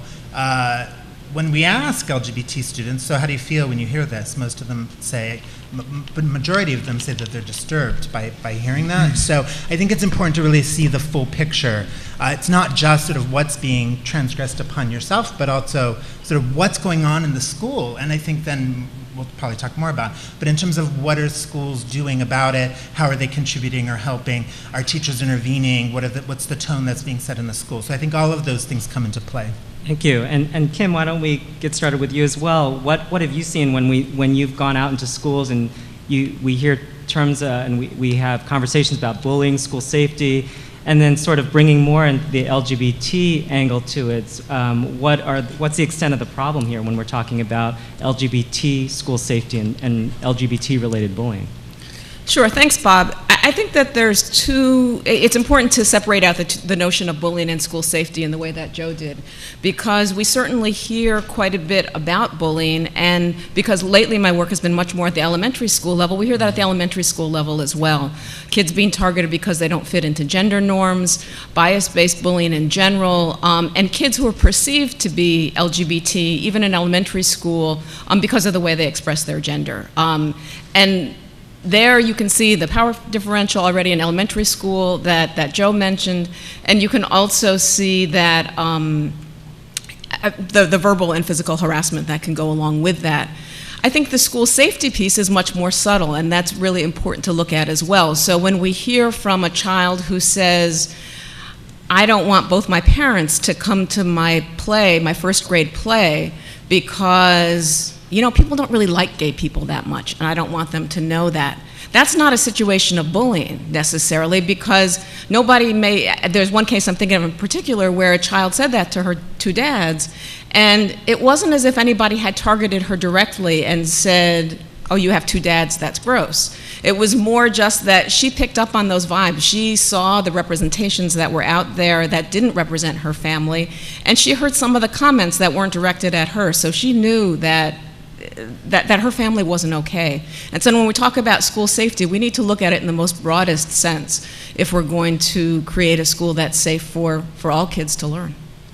And Assistant Secretary Yudin, what about from the federal government perspective when we talk about bullying, school safety, and certainly there are resources that we know of that sort of details the extent of the problem. What have you seen from the Department of Education perspective? Thanks, Bob. And first, let me thank you all for the opportunity to speak with you today. This is incredibly important. Secretary Duncan couldn't be here. He's going to deliver some remarks via technology shortly, but he asked me to be here. I am professionally and personally honored to be a part of this incredibly important conversation. Just a second of context, Bob mentioned, my office, the Office of Elementary and Secondary Education, we're charged with promoting academic excellence for all students and ensuring equitable opportunities for educationally disadvantaged kids. And we measure our success, our vision of success is making sure that all kids are on track to graduate from high school ready to succeed in college and careers. And there is no way that we will be successful if kids are not safe. And we will not be successful if kids don't feel safe. So this is an integral part of our efforts. We are committed to doing everything that we can to actually improve school climate and provide the resources and the support that we can. Bullying, unfortunately, there isn't a consensus around the definition of bullying. We are actually working with our partners at CDC. We've convened some experts to come together to develop a common definition of bullying. We think it actually, without this common definition, it actually impedes our ability to identify and prevent and monitor and respond in systemic ways to bullying. So we're working on that. We actually hope to have that coming up shortly. We do know, however, right, from surveys that 90% of LGBT youth say that they've been verbally harassed. And almost half say that they've been physically harassed. Clearly, that's not a condition for learning. With regards to safe schools, it used to be safe schools were one that, kind of prevented overt forms of physical violence. And then it moved more into prevention and substance abuse prevention and violence prevention. But it's more than that. It's really more than that. It's really working to ensure that schools are proactively engaging and involving students in all aspects of the school. And Tori, as one of the leads for the Anoka Hennepin case, you probably had some experience certainly there in sort of investigations into issues of bullying, school safety, certainly LGBT related as well. What can you draw from those experiences when you talk about the extent of the problem here in school districts around the country? Sure. First, I just want to say I too very much appreciate the opportunity to be a part of this conversation today. My job at the Department of Justice is to enforce civil rights statutes that protect all children and to make sure that all children have the opportunity to learn in a safe environment.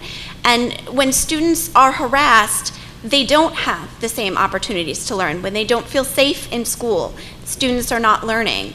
In Anoka Hennepin, which is Minnesota's largest school district, where we, along with the Department of Education's Office for Civil Rights, as well as private student plaintiffs in the school district, signed a consent decree encompassing a number of remedies to address sex-based harassment in that district and LGBT harassment as well.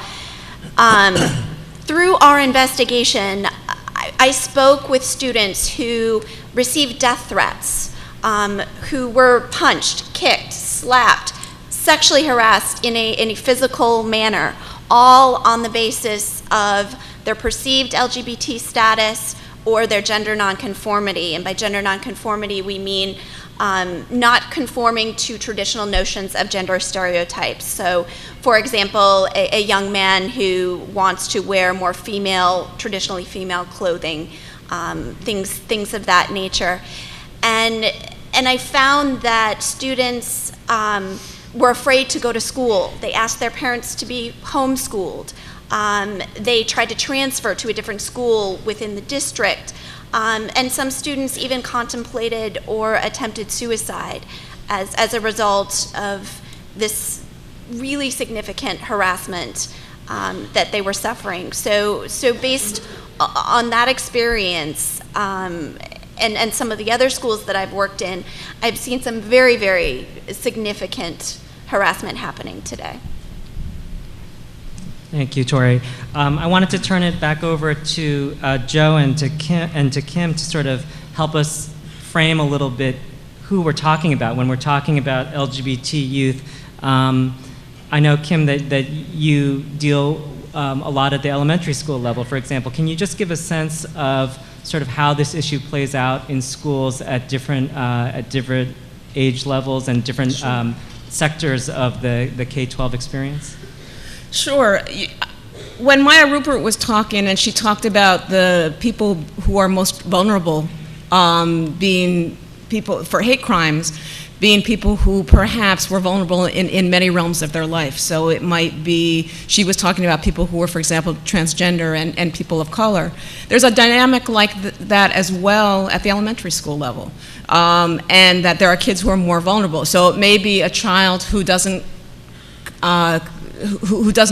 conform to gender norms, as you were talking about in Anoka Hennepin, and is also a kid who has issues around learning, or any kind of combination that you could see of a kid that would make a child vulnerable. That those are kids who are much more vulnerable to bullying. And again, looking at the extent of the problem in elementary schools, There was one study that showed that 9 out of 10 elementary schools had, 9 out of 10 children in elementary school had either participated in bullying or witnessed bullying in schools. And that has an impact not only on the child who is being targeted, but on the bystanders and the people who that creates an unsafe environment for. If you look at that in terms of the LGBT component and in terms of bias, I already mentioned the kids who don't fit in terms of gender and are targeted because of that. There are the kids who have parents who are LGBT. There are the kids who themselves in elementary school are starting to think about their own sexual orientation and may not be out about that, or they're going to be out at a later date, but they also are hearing the comments. They're hearing the anti-gay comments. They're hearing "that's so gay." It's making the school unsafe for everyone who attends that school, so that we talk a lot about policing of gender norms, so that if you see that it's not okay for the child to be taking part in dance, a boy to be taking part in dance, then suddenly all the other boys start thinking, well, I also can't be in the chorus, I can't do this and I can't do that, and suddenly it's a much more rigid environment for everyone. Thank you. Joe, do you want to continue that theme and sort of talk a little bit more about the diversity in the community and what your research has been showing? Sure. And just to pick up on what Kim was saying about elementary schools, is that we recently had a report come out, Playgrounds and Prejudice, about school climate in elementary school, and it is so common. And when we asked kids, 3rd through 6th grades, about sort of the reasons why people are targeted for bullying and harassment at school, and gender nonconformity was one of the top reasons. So it's something that's kids themselves are reporting in the elementary school happening. We look a lot because it's important to know that, it's important to think about how LGBT, when we're talking about LGBT students, it's not one monolithic group, right? So they may vary by various things, and it's important to, we had in our research on LGBT youth of color, in our report, Shared Differences, we sort of look at the intersection of experiences related to racism and related to homophobia or transphobia. And it's not a surprise, but it's important to state that LGBT youth of color, for example, are about half of them are reporting experiences in school based on what they perceive to be related to being LGBT and also related to their race or ethnicity. It's important to also note that across the board on every indicator of school climate and school safety, students who identify as transgender are having a much harder time in our schools. And I think that we see, just like what Kim was saying, we see the origins of a lot of this around gender and gender policing and gender norms starting in the elementary school, and then it manifests itself in a broader way in high schools. And so I think that's important to note.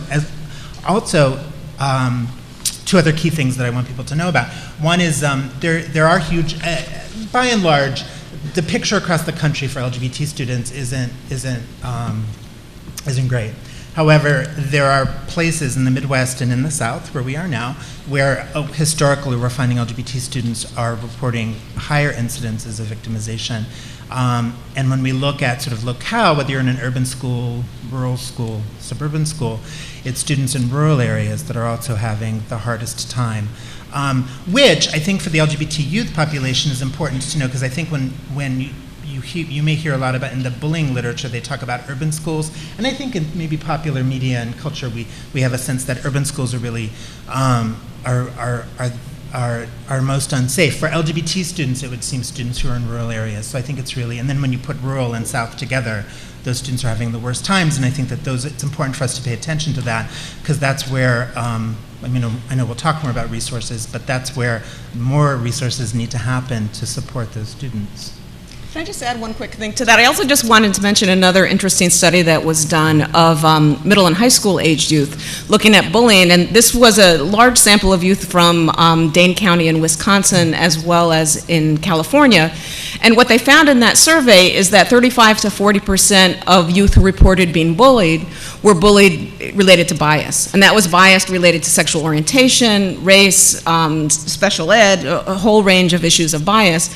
And that those students who reported that they were bullied based on these biases, that the bullying was more pervasive, that it was more violent, and that it had a larger impact on them. And so I think that's very important to note, because as we look at some of the bullying prevention that's happening out there, if it's just broad bullying prevention and doesn't look at how do we address those forms of bias, it's not going to get to the root of the problem. And that study in particular is just a great resource to help support the work that we're trying to do here.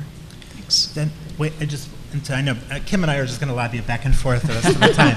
Sorry. It's a great partnership. Keep going. No, I just want to point out the one thing that I think, if you remember back to your junior high school days and what those might have been like, perhaps not such a pretty picture for many of us, but but just it's important to note, because I think it also gets back to sort of what are we doing in schools and looking at prevention, is that it is for LGBT students in middle school, obviously they're more commonly in high school, more common to be out in high school.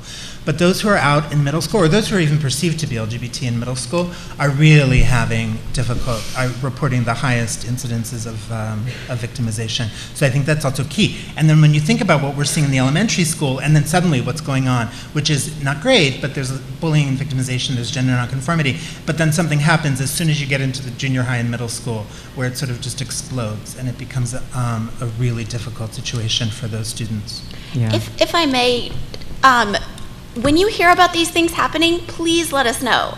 Department of Justice, as the Assistant Attorney General for Civil Rights has said, Civil Rights Division is open for business.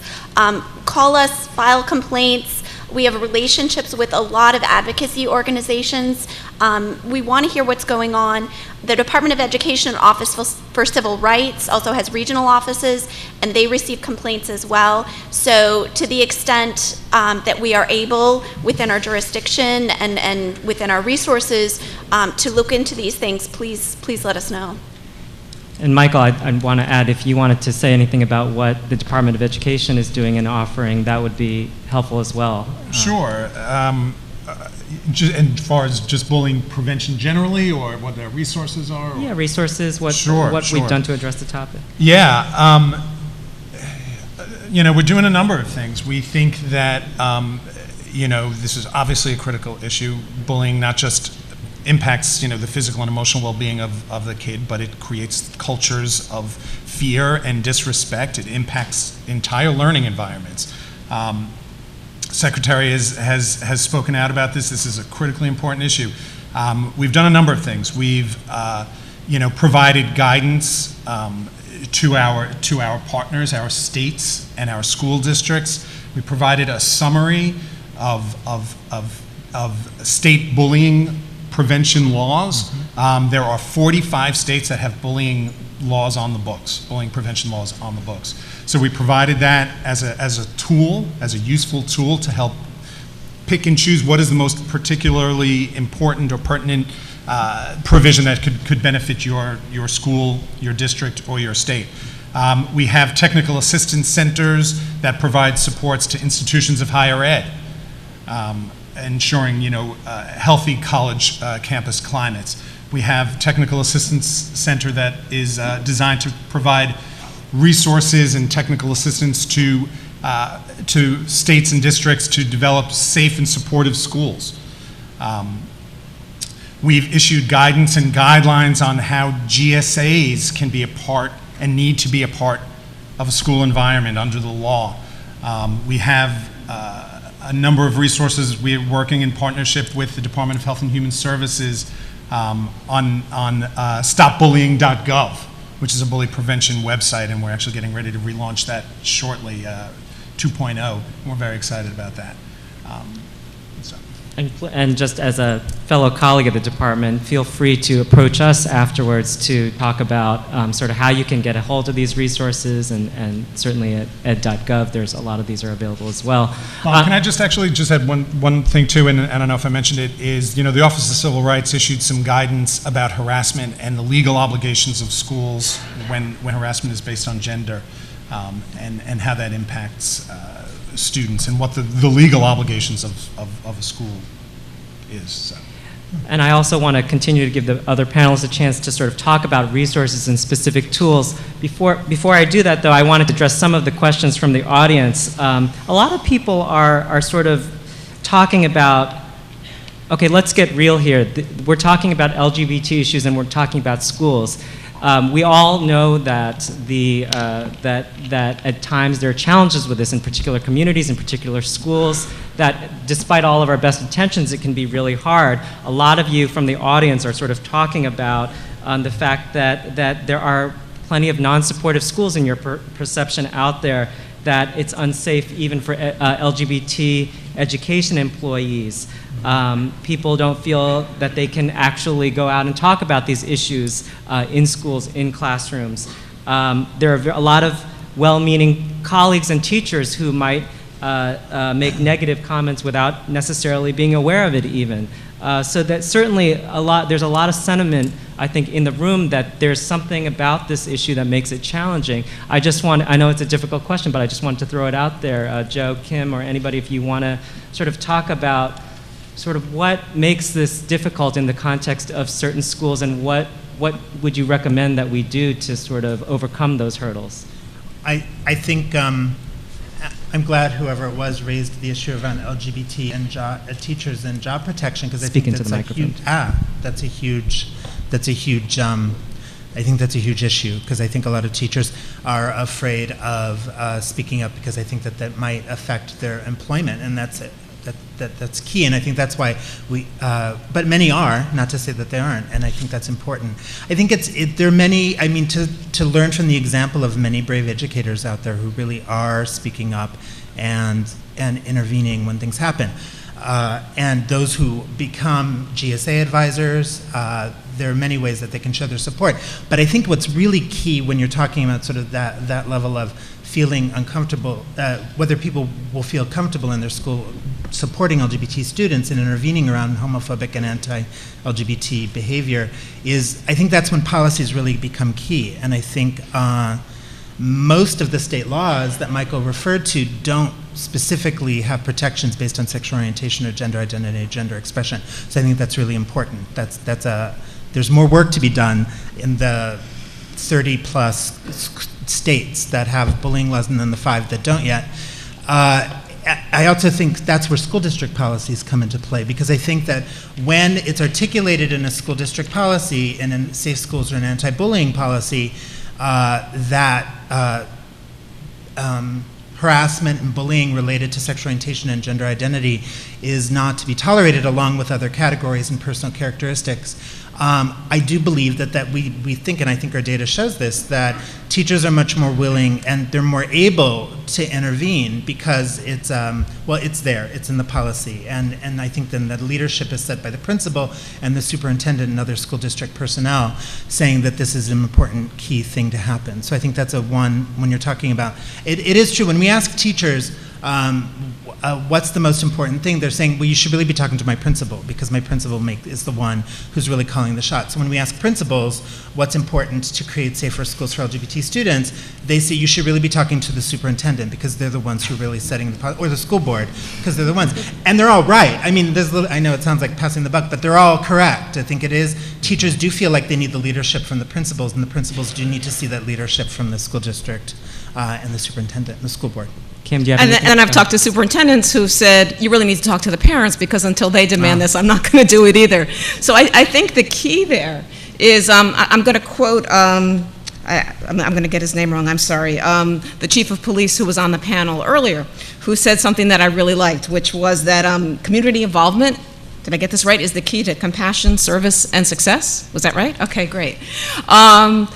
I think that that's the critical piece of this, and I don't want to at all gloss over the challenges of doing this work. I mean, I'm doing it at the elementary school level quite a bit, and as you know, that's a place where people have a lot of questions. What does it mean to be talking about LGBT topics in elementary school, and what are you really talking about? And when we say we're talking about family, we're talking about respect, it takes a while for those kinds of messages to sink in. But I cut my teeth on this work very much when I was doing work at the Massachusetts Department of Education, maybe about 15 or 20 years ago, when I started doing that. And I remember one of the first schools that we worked with where we started trying to address LGBT topics in the schools, and we had a group of people, including folks from GLSEN at the time, who were going into do workshops in that school. And we had a community meeting the night before because we thought, you know what, we need to bring the parents in so that they can know what this is about, so that the next day the kids aren't going to go home and they're going to be caught by surprise. And at that meeting, we had a couple of dozen parents who showed up, some from a very conservative church who said, we don't want this happening in our school. It was a very long night. It was a very long meeting.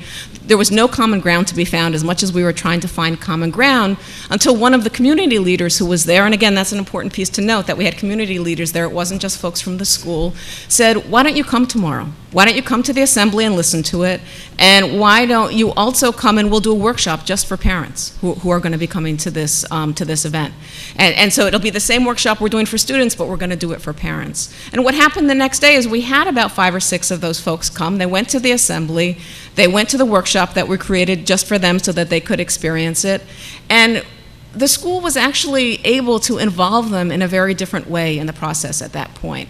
And I've seen over and over again that if you try to work with community folks, that most people really don't understand what it is we're trying to do, and it's up to us to try to educate them about what it is. Just one other quick example, and again, this is a dangerous topic for me because I could go on for quite a while.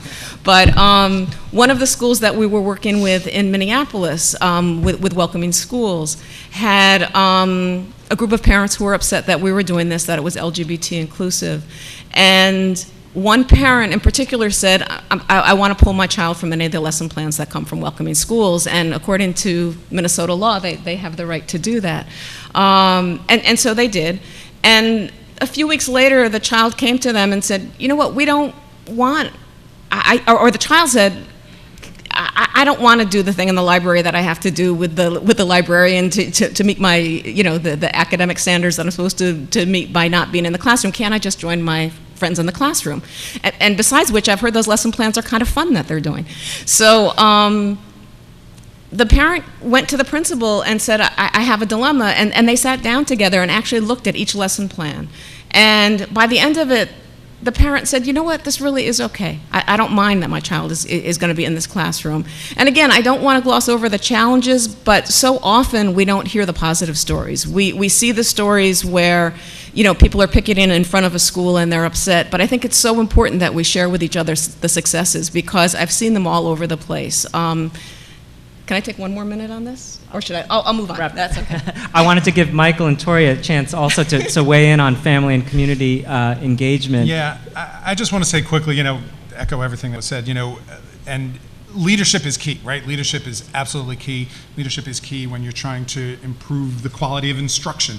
Leadership is key when you're trying to improve access to advanced coursework for education. Leadership is key here as well, so there's no question about it. But engaging parents and engaging youth and the community, but engaging parents and youth in particular, and it does a couple of things, right? It builds consensus about what the policies should be. It conveys, this is not acceptable.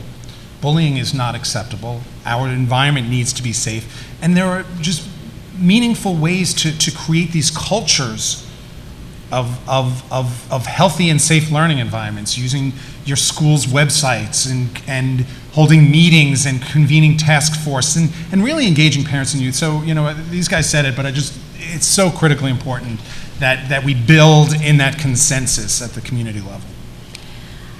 One of the primary things that we found in Anoka Hennepin is that the harassment was not just limited to a handful of targets, but was really about the climate that pervaded the middle schools and high schools district-wide.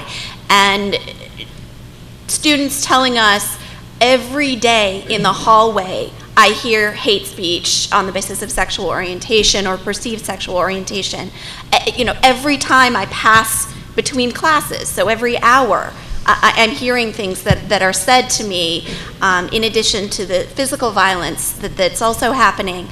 And so our remedy in that case, and in other cases where we find a hostile environment, it really has to promote long-term change, and it's significant change. And for example, one of the things that we're doing in that case is the school district has agreed to give all of its employees who interact with students training. And everyone from the administrators, the teachers, to the bus drivers. There's lots of harassment that happens on school buses. Cafeteria workers, you name it. All these people need to be trained to feel comfortable addressing this kind of harassment. And sometimes that's all it is that teachers don't know what to say. They don't know how to address it. And giving them a script, giving them an understanding of what this is and how to address it, in addition to really having the appropriate policies and procedures, as Joe said, in place to ensure that these kind of things aren't happening. And it takes a while to change a climate, and that's why, for example, in Anoka Hennepin, our consent decree goes for 5 years to really ensure that we can make long-standing changes. So I just want to underscore one thing around training all school personnel, because I think that's so key, and also because Chief Halstead had mentioned the school resource officers. I think I just want to put it out there that that's really important, because I think that school resource officers may or may not be seen as supports for LGBT students. Obviously, it's going to depend on where they are, but I think that's important for that training to happen. Thank you. And so why don't we do a little quick fire round here about getting to solutions and let's get concrete. What, in your opinion, I asked this to all the panelists. You're a parent in a district that is not so doesn't have a history of talking about LGBT issues, or you're a teacher in a school that for whatever reason hasn't been able to bring this issue up. You're a student who is feeling unsafe in their classroom or in the hallway or en route to and from school, or you're an administrator who wants to do something positive but is unsure because of the climate, the community climate, and other influences in the community. What advice can we give them? And I just want to go down the panel and sort of ask for some quick reactions on sort of addressing those different types of individuals. Joe, you want to start us off here? Well, just in general, I think that there are a lot of organizations like GLSEN that have a lot of resources and supports for all those people, and we have local chapters across the country, including here in Dallas. And I think that, and there are other community organizations that are working on safe school issues, and I think that they can always be a support and a resource for all those levels of, from the administrator down to the student experience, for making change in school, being a support and a resource. And there's tons of materials out there. If people don't know how to talk about LGBT issues in history class, there's resources on our website, there's and in other organizations. If you don't know how to start a GSA, or if you want to know how to start a GSA, or what you should be doing if you want to start a GSA, again, come to the GLSEN website. There are other organizations out there also that have materials that support. But I do think that community supports are key, and look for resources in your community, and contact the national orgs if you can't find somebody, because I think that we may know of people in your local areas who are trying to do the same work. The key to me is just 2 words: find allies. It doesn't matter what level it is that you're working on, whether you're a parent, whether you're a teacher, whether you're a student, that there are going to be other people in the school, in the community, who are going to be concerned about the same issues. And that it's key not to just move ahead alone, but to find those people and work together. And I just want to mention one other specific resource in terms of starting community conversations, and that's the Family Acceptance Project, was a project in California that specifically works with schools and communities, and has done some incredible comprehensive work across the board. And I definitely encourage you to look at their website for resources as well, because again, they go in assuming that people want what's best for kids, whether it's the parents, whether it's the school district, administrators, whoever it might be, and they have some great concrete resources there. Mm-hmm. But again, all of the national organizations have information that'll be useful, and folks are available on the ground. Thanks. What was that? The Family Acceptance Project. Thanks. There's some plugs for workshops this afternoon as well. so you can hear more about that organization and some of the other topics mentioned here in the workshops to follow this afternoon. So I will commend you to read that, and there's a whole bunch of good workshops aligned to sort of talk about some of these solutions. Michael. Yeah, just making sure that a school has the means and the capacity to refer LGBT youth to health and mental health services that are appropriate and sensitive to their needs is absolutely critical. But even at the basic level, in a school building, what do you have in place already, right? What prevention policies, whether they be substance abuse or violence prevention, you don't have to start from scratch, right? They already have, most schools and districts certainly have, substance abuse, violence prevention types of policies and practices in place. Look how you can build and integrate off of those. But you gotta look at what is going on in your school. It's really just conducting an assessment.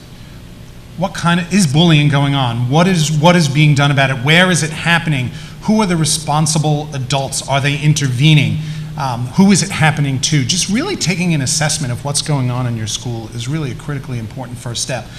And there are so many resources available. Again, we have a number of resources and technical assistance documents and supports available for teachers, for parents, for community folks.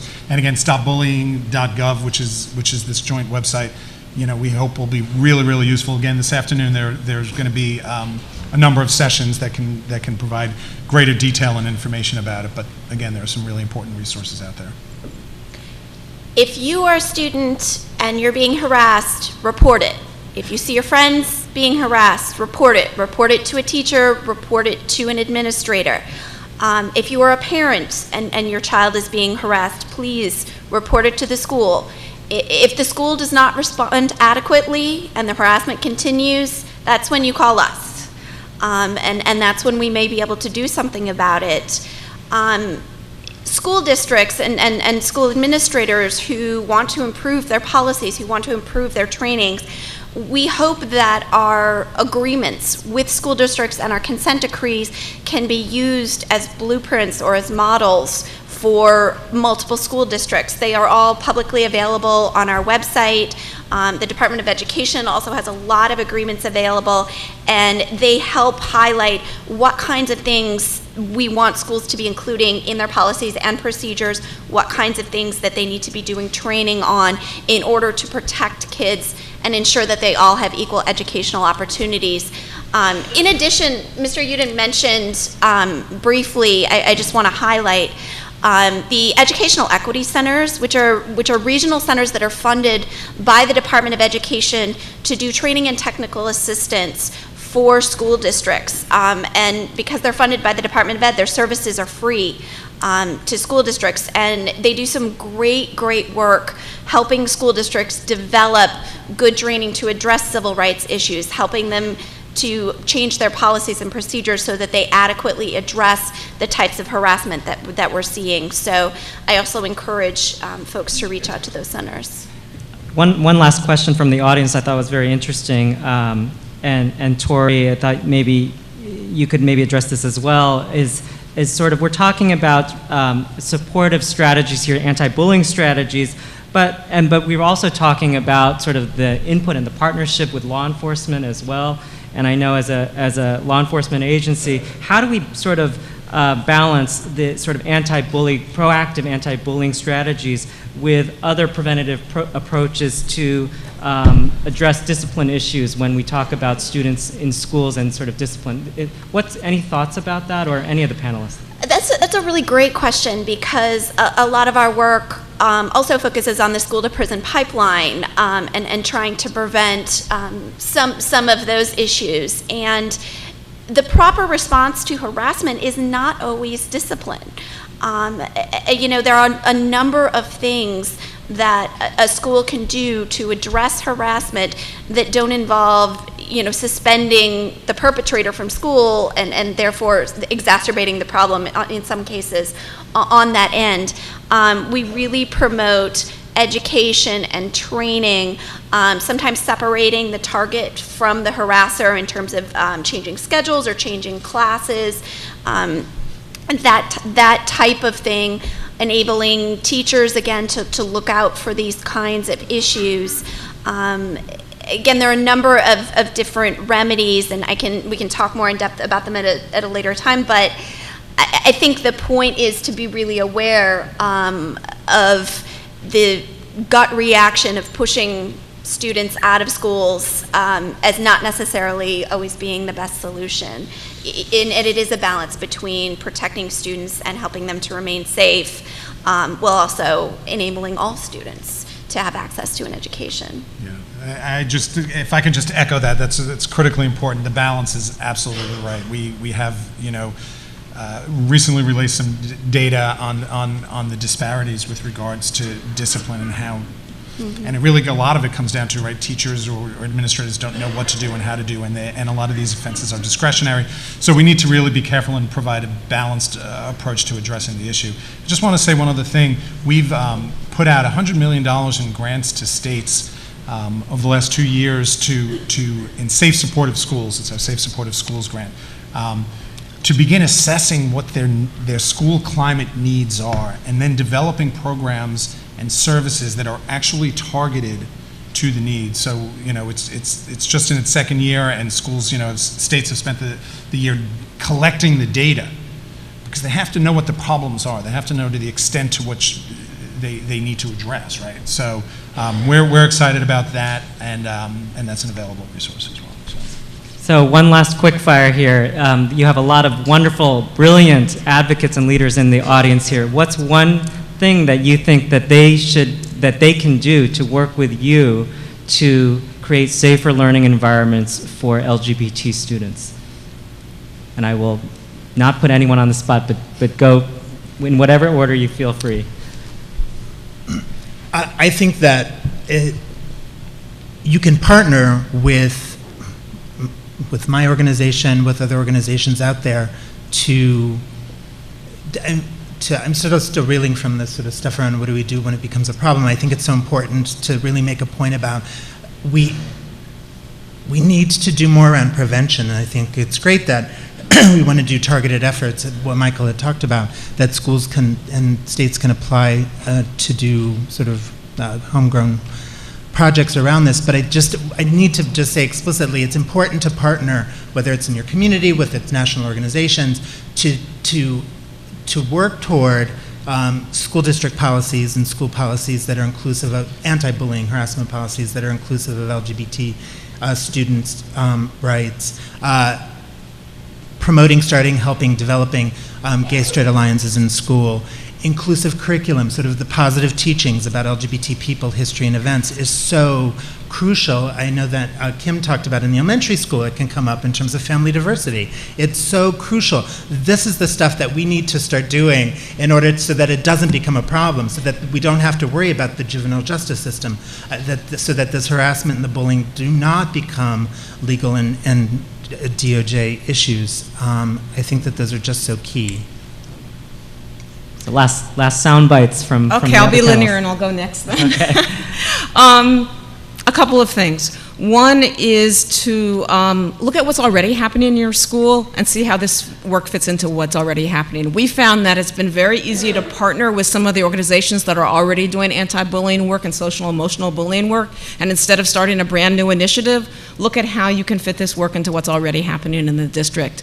I'd also invite you to look at the resources that we have listed on our website at welcomingschools.org, and we have a list of also of experts in the field, folks who are working with us. Rhonda Thomason is here, who's been doing a bunch of work in Texas, and we have other folks on the ground who are wonderful resources, and we just love partnering with other organizations, whether it's folks in the community or from other organizations. So, thanks. Just briefly, we absolutely view this as a shared responsibility, and so welcome with open arms your expertise, your insights, your experiences.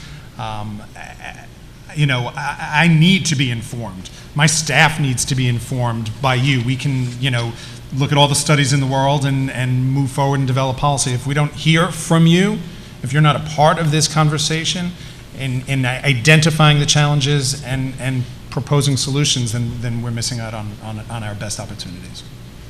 I echo that completely. We have a number of partnerships with advocacy organizations and welcome more. We get a lot of valuable information about what's going on out there in the schools and what we may be able to do about it. So please continue to make those calls and send those emails and let us know how we can help. You know, there are also federal bills that are in the hopper, like the Safe Schools Improvement Act, that would sort of be a federal, national anti-bullying safe school policy and Student Non-Discrimination Act. And I think you can learn more at glisten.org/policy. But those are, I mean, just it's a federal, it's a national issue. I mean, states are important and local communities are where it's happening. But I think if we pass federal legislation, that really stipulates that this work has to then happen at the state level and then the community level and then in the schools.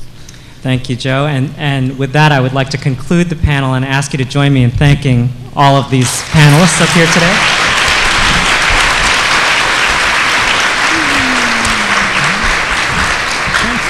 I think that was a great discussion. And just as a housekeeping note, we will reconvene here at 11 a.m. So you have about 10 minutes to stretch, do whatever you need to do. But if we could we have some distinguished guests, as you know, so please be back here at 11. Also, just 1 second, also, there are open space sheets out there in the lobby. So for those of you, as Gautam was mentioning this morning, if you would like to host a conversation about the open space meetings that would happen at lunchtime, please feel free to sign up for those open space meetings and to facilitate discussions over the lunch break. Thank you, and we'll see you back at 11 a.m.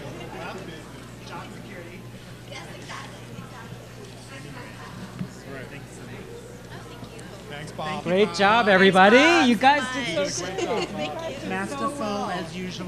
Wonderful. Thank you so much. Awesome.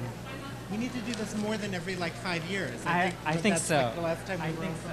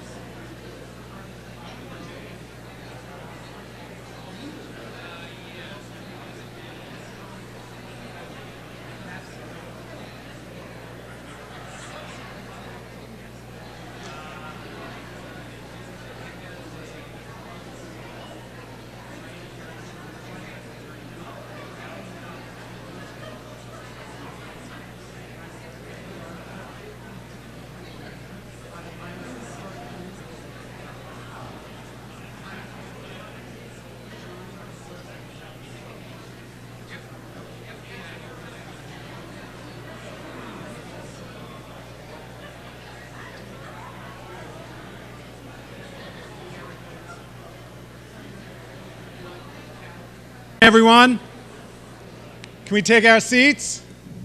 Thank you. Michael Uden, Acting Assistant Secretary for Elementary and Secondary Education. I'm just going to take a moment to introduce our next speaker. He has said education is the most pressing issue facing America.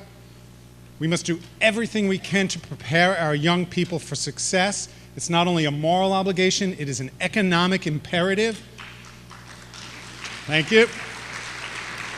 He has said that education is the civil rights issue of our generation. So with that, I want to introduce my boss, Secretary of Education, Arnie Duncan, and he's going to talk to us somewhere.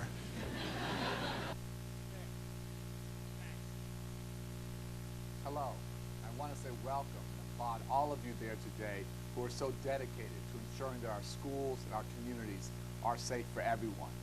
Here at our Department of Education, we are absolutely committed to making sure that all students feel safe and secure at school. And with the White House and our partners from around the federal government, we are leading the effort to combat bullying, harassment, and discrimination and promote safe learning environments. We want all students to succeed in school and, more importantly, in life. And one thing we all know is if students don't feel secure, they can't begin to reach their highest academic and social potential. Their academic achievement, their social development, and their ability to be active contributors to their schools and communities all of those things suffer when they don't feel safe in school. This is especially significant for those who identify or are perceived as lesbian, gay, bisexual, or transgender. In a recent report from the Centers for Disease Control and Prevention, LGBT youth are more at risk of substance abuse, depression, and suicide. When students live in environments where their peers, parents, and schools do not support them, we know those risks are even greater. Over the past 2 years, the federal partners in bullying prevention have held 2 federal summits, and President Obama held the first ever White House conference on bullying prevention. Our department has released guidance and research on anti-bullying policies and laws, including encouraging findings that states are beginning to list the characteristics of children that bullies often target, including specifically mentioning sexual orientation and gender identity. Last June, our department hosted the first ever federal summit for LGBT youth, who came from around the country to help inform federal staff and community advocates about their needs. That same month, I released a letter emphasizing the rights students have to form gay-straight alliances or other LGBT-focused clubs at schools, even if schools have other non-curricular clubs under the Equal Access Act. And last July, the department's Higher Education Technical Assistance Center offered a training institute and other tools on how to make college campus climates much safer for LGBT students, because students' rights to safety do not begin to end when they finish high school. But sometimes we know guidance simply isn't enough, and our department is committed to step in when LGBT students are targets of harassment, threats, or physical violence. Our Office for Civil Rights works with the Department of Justice to investigate when a school district fails to stop bullying or harassment that violates federal civil rights laws. Finally, together with our friends at the Department of Health and Human Services, we are relaunching stopbullying.gov. That website provides a number of tools and strategies to help and inform everyone. Awareness is the first step, and it's time for us to work together to end bullying and harassment and make sure LGBT youth and all youth feel safe at school and in our neighborhoods and communities. Thanks so much for your courage. I hope you have a great conference. Thank you for your commitment.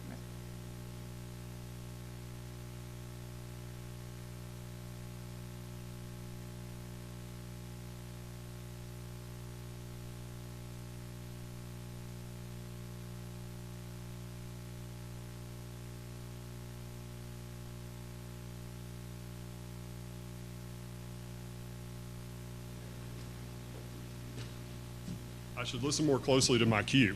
I want to welcome everyone. My name's Joel Burns, and I serve on the Fort Worth City Council, and I am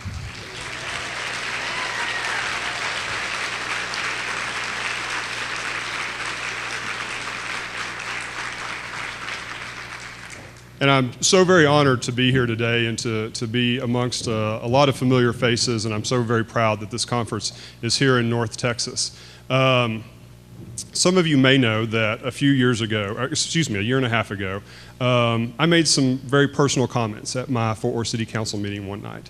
They were not comments I really expected to make, but they were ones that I was motivated to make because I had seen week after week after week the stories of young men, of boys, 13, 14, 15, 16 years old, who for, in some cases, years, had been called faggot and queer. They'd been punched, they'd been shoved down stairwells, they'd been thrown into lockers, and they responded to that by taking their own lives.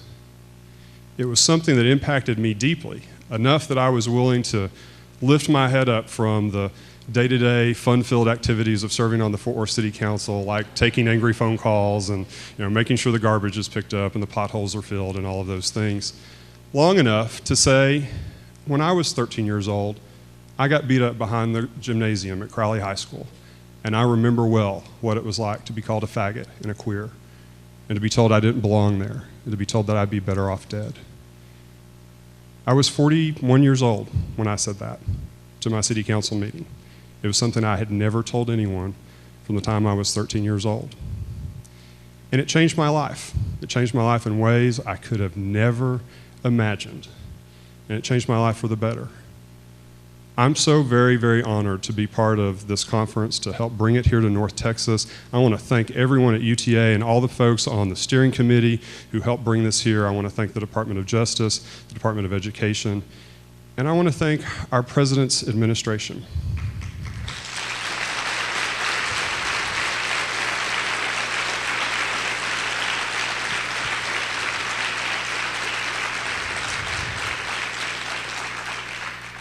Today is my 19th wedding anniversary. My husband, J.D. Engels, here in the audience, somewhere over here.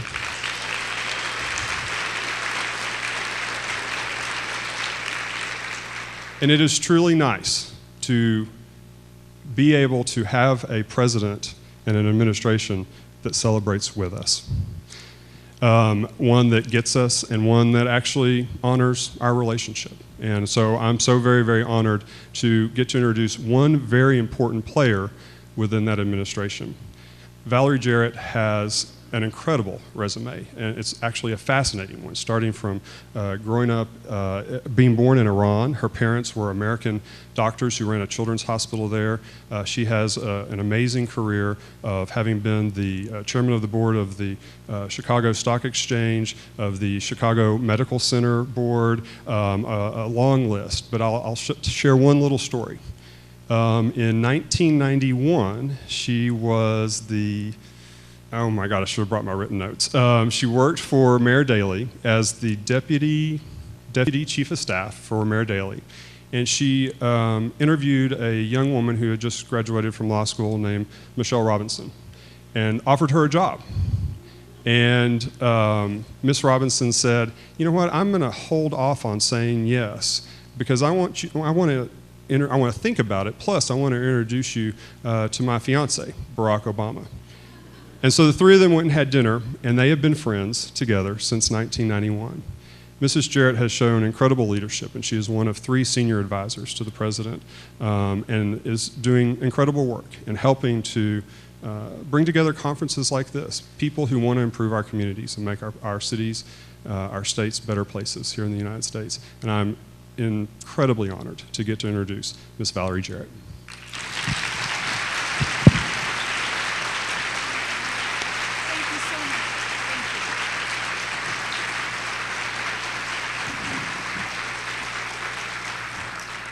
Thank you, Joel, and good morning, everyone. What a pleasure it is to be here. I'm just delighted to join my colleagues from all across the Obama administration, including my co-host, the Attorney General for the United States, Eric Holder, to be with you today. And we're just thrilled that the president of the university and the dean who's here, the entire university opened your doors to us, and already we feel like home. Although we did have a pretty bumpy landing coming in here today, I will say that. But that's okay, we're here now, we're on solid ground, right, Eric? I also want to recognize all of those who are working to make Dallas and Fort Worth a leader in the fight against bullying. It's because of you that we're here today. And I know that you still face tremendous challenges as you implement your new policies and create an environment where those policies are fully embraced by the community. But you've already made great progress. And I know that working together, there are even better days ahead. I'd like to ask all of the students who are here in the audience to stand up, please. Come on, stand up. I know we have a few students here.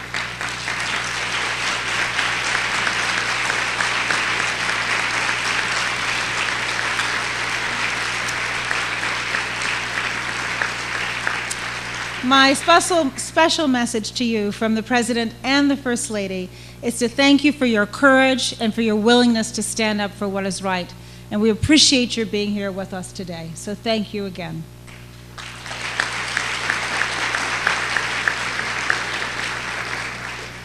And finally, I'd like to thank Joel, not only for that very kind introduction, which I appreciated. I have been so looking forward to meeting you, but I also want to thank you for your inspiring leadership.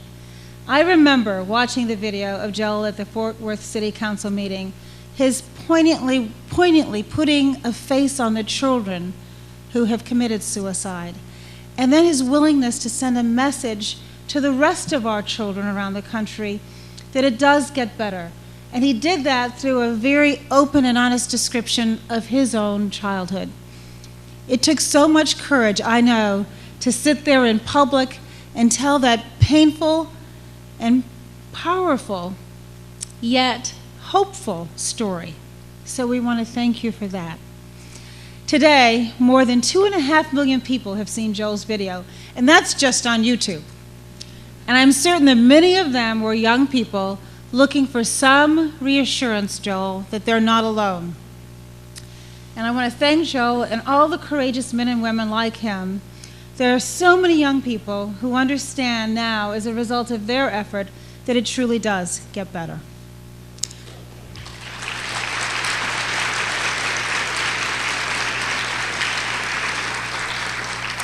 Joel is one of the many extraordinary leaders in the fight for safer and a better country who are here with us today. Judy Shepard is here, I understand. Judy, where are you? Judy.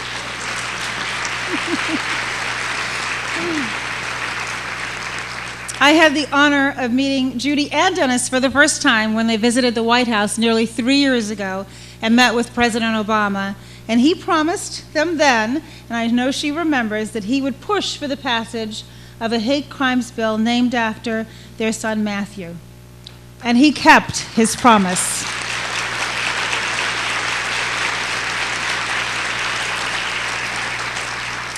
Today, we are a better country because of the Matthew Shepard Hate Crimes Act.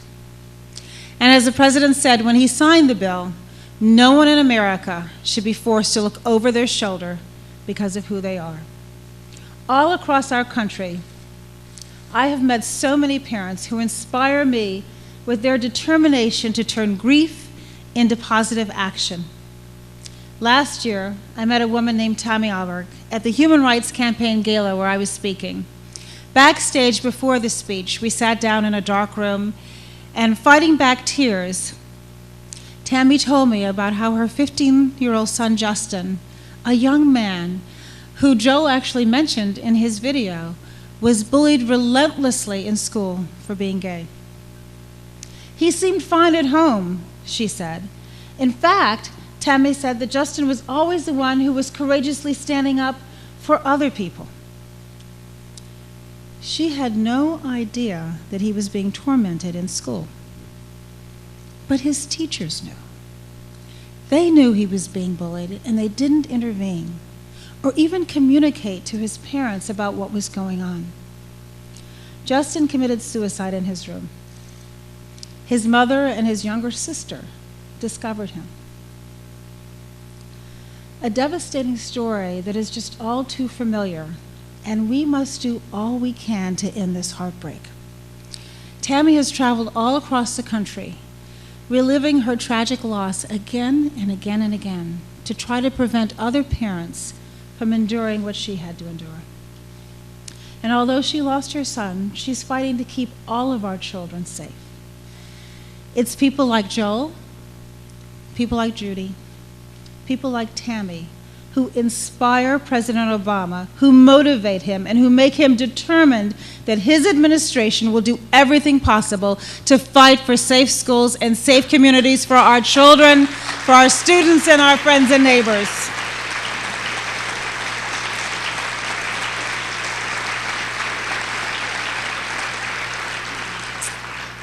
That is why President Obama is so determined that we will do everything we can. That's why the Attorney General and I both wanted to be here today. In March of 2010, we held the first ever White House conference on bullying prevention, attended by both the President and the First Lady. They were not just there as President and First Lady, they were there as parents. The conference brought together students and teachers and advocates and the private sector and policymakers to discuss ways to make our schools safer. President Obama explained it this way. If there's one goal of this conference, he said, it's to dispel the myth that bullying is just a harmless rite of passage or an inevitable part of growing up. It is not. The president recorded a video for the It Gets Better project, and so did the vice president, cabinet secretaries, and members of our White House staff. It was particularly moving to hear from many of the LGBT Americans who work in the Obama administration as they shared their own stories. I'm so proud of them for doing all they can to reach out to young people in desperate need of someone who has walked in their shoes and thrives now. Because young people should just never feel alone. Now, President Obama has made it clear that it only gets better because we make it better. So in addition to raising awareness, the Obama administration has taken historic steps to help prevent bullying in our schools. We have issued guidance to schools, colleges, and universities, making it clear that existing civil rights laws apply to bullying. Schools have not just a moral responsibility, but a legal responsibility to protect our young people from harassment. We have worked with states to help them and their own anti-bullying efforts, and we recently released a report that documents key components of the anti-bullying laws across all 50 states. We've issued guidance to governors and to state school officials in order to help them incorporate the best practices for protecting our students. The administration has also supported the goals of the Student Non-Discrimination Act. This legislation reflects a simple fact that LGBT students have the same rights as every other student to go to school in an environment free of discrimination and harassment. And as the Elementary and Secondary Education Act is being considered, we look forward to working with Congress to ensure that all students are safe and healthy and can learn in an environment free from discrimination, bullying, and harassment. And I know the Attorney General will say more about this shortly. You can find details of the work that we're doing right now, along with the resources for young people and parents and educators at stopbullying.gov, the website which we launched last year. We've just redesigned the website. It's very cool.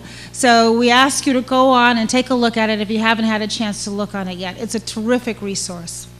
We're very proud of it. We're also tremendously pleased that we have so many partners, businesses, foundations, not-for-profits, universities, who are coming up with new and creative ways to make our schools safe. Last month, Facebook launched a $200,000 digital citizen research grant, which will reward people who come up with the most innovative ways to use technology to prevent bullying. And who's better than Facebook to do that? Right. MTV and MIT are collaborating on an app that invites young people to share their online stories. Over 9,000 people have already made submissions, making it one of the largest bodies of knowledge on how young people think about social media. A few weeks ago, I had an opportunity to meet Lady Gaga, who visited the White House. I know, it was very cool. My daughter was very impressed. She's launching a new foundation called Born This Way, which is the perfect name for it, dedicated to creating a kinder and braver world by fighting bullying. And I recently watched a new movie called Bully with my mom. As moms, we were both deeply touched by the avoidable pain and agony and tragic loss portrayed in the film. Seeing it moved us deeply, and it reminded us of why we have to redouble our efforts to end bullying. Every day, we're striving to do our part to make progress. And I believe that day by day, step by step, we will change not just our laws and our policies, but our behavior, our attitudes, our tone, so that every young person is able to thrive in school without worrying about being bullied. So in closing, I'd like to share one more story from a leader who's here today. Because as we've learned in Washington, change doesn't actually happen in Washington. Change happens right out there. It happens when ordinary people do extraordinary things. People like Tempest Cartwright. Tempest, I hear you're here. All right, feeling shy? All right. Well, come on and stand up. Oh, there you are. All right, thank you. A round of applause, because you're going to love this story.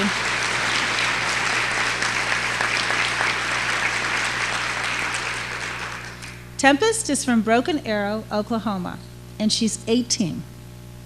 When word first got around her high school that she was gay, she lost friends. Some people even stopped speaking to her at church. Other students called her hurtful words that no young person should ever have to hear. And for a while, Tempest was depressed. But she refused to let bullies ruin her life. As she put it, and I'll quote her, I better get it right since she's right here, "Their attitudes and assumptions need to change, not me."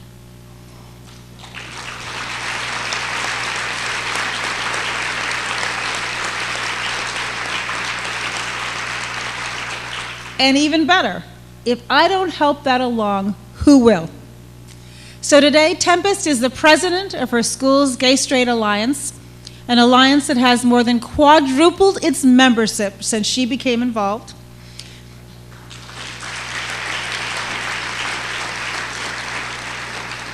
Now, Tempest, I know it's not easy. In fact, I know it's hard. I know, as I've heard, that when your organization puts up posters, sometimes they're ripped down around the school. But she and other members keep putting them right back up. And every day, bit by bit, she changes the world around her. As she put it, when people put me down, it inspires me to stand up. Well, young people like Tempest should inspire us all to stand up and to keep standing up for what is right. To stand up for the safety of our children and our neighbors. To stand up for the belief that in America, no one should face bullying and harassment or violence because of who they are, because that's not who we are. So together, let's send a message of hope to our country's young people. Let's make sure that they know, to quote Joel in his video, attitudes will change. Life will get better. You will have a lifetime of happy memories if you just allow yourself and give yourself the time to make them. That's our goal. I know that there are going to be tough days ahead, days when it's easy to lose heart, days when change isn't happening fast enough. But I urge you not to rest, not to tire, and certainly not to give up, because our young people are counting on us. And I want you to know that the President of the United States is in your corner, and we will be with you every step of the way. We've got your back. Thank you very much.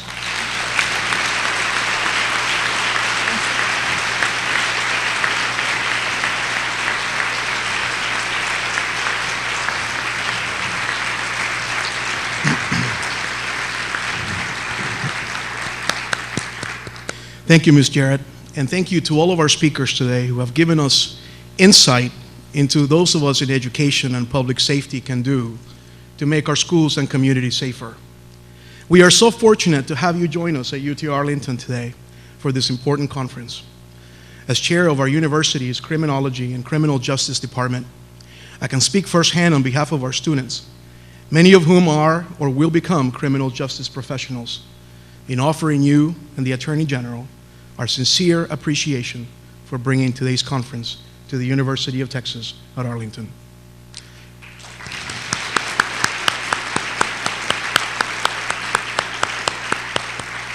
This event comes on the heels of a U.S. Department of Justice conference that UT Arlington's Criminology and Criminal Justice program hosted last fall, which focused on civil rights issues, including hate crime legislation. The preservation of these issues are a result of our founding fathers' guiding principles, which have made our nation what it is today, the last beacon of hope for humanity. It is only in the United States of America that a first-generation immigrant like myself would have the opportunity of introducing the Attorney General of the United States. As you know, the U.S. Senate confirmed Eric H. Holder, Jr.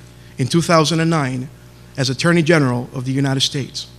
He is the first African American to serve in this cabinet-level position. Attorney General Holder grew up in New York City and studied American history at Columbia College in the early 1970s. He earned his law degree from Columbia Law School before taking the position with the U.S. Department of Justice.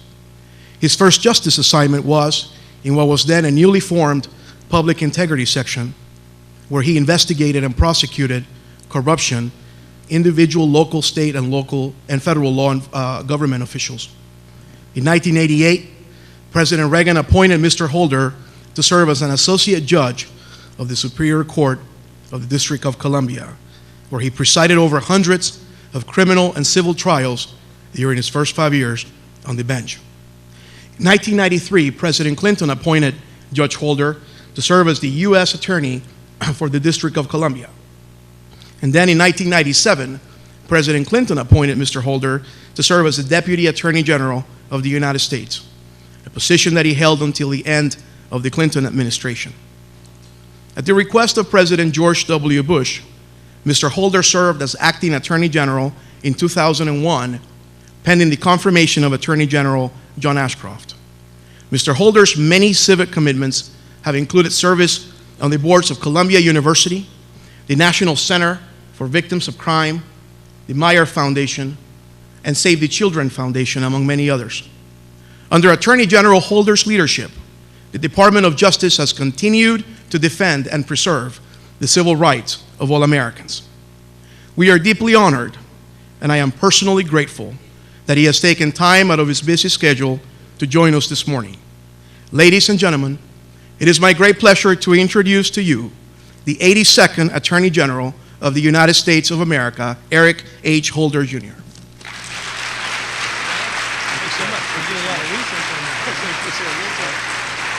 Thank you.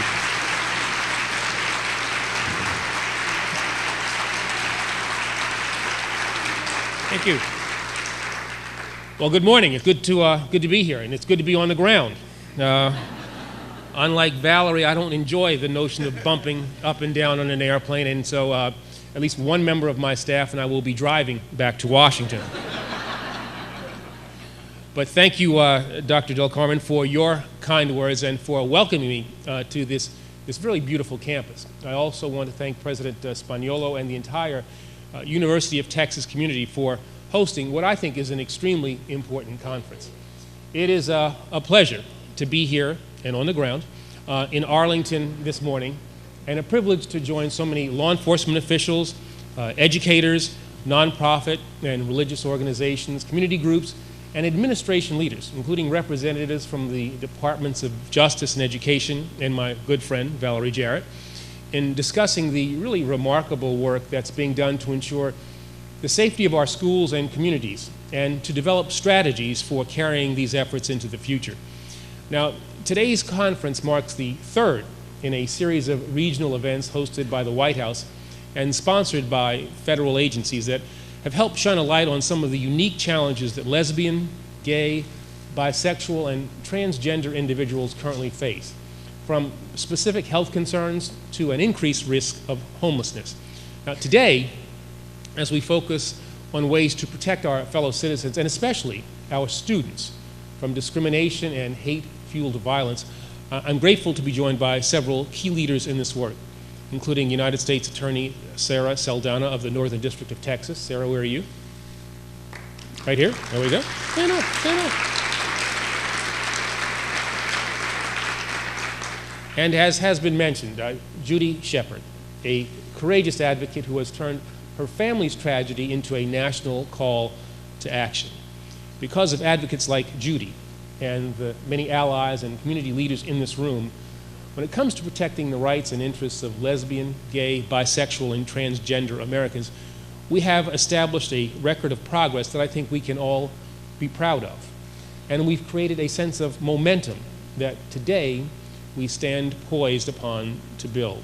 Now, this morning I'm proud to join you in affirming a very simple truth and renewing this administration's commitment, as well as my own, to an essential idea that no one deserves to be bullied, harassed, or victimized because of who they are, how they worship, or, and hear what I say now, who they love. Fortunately,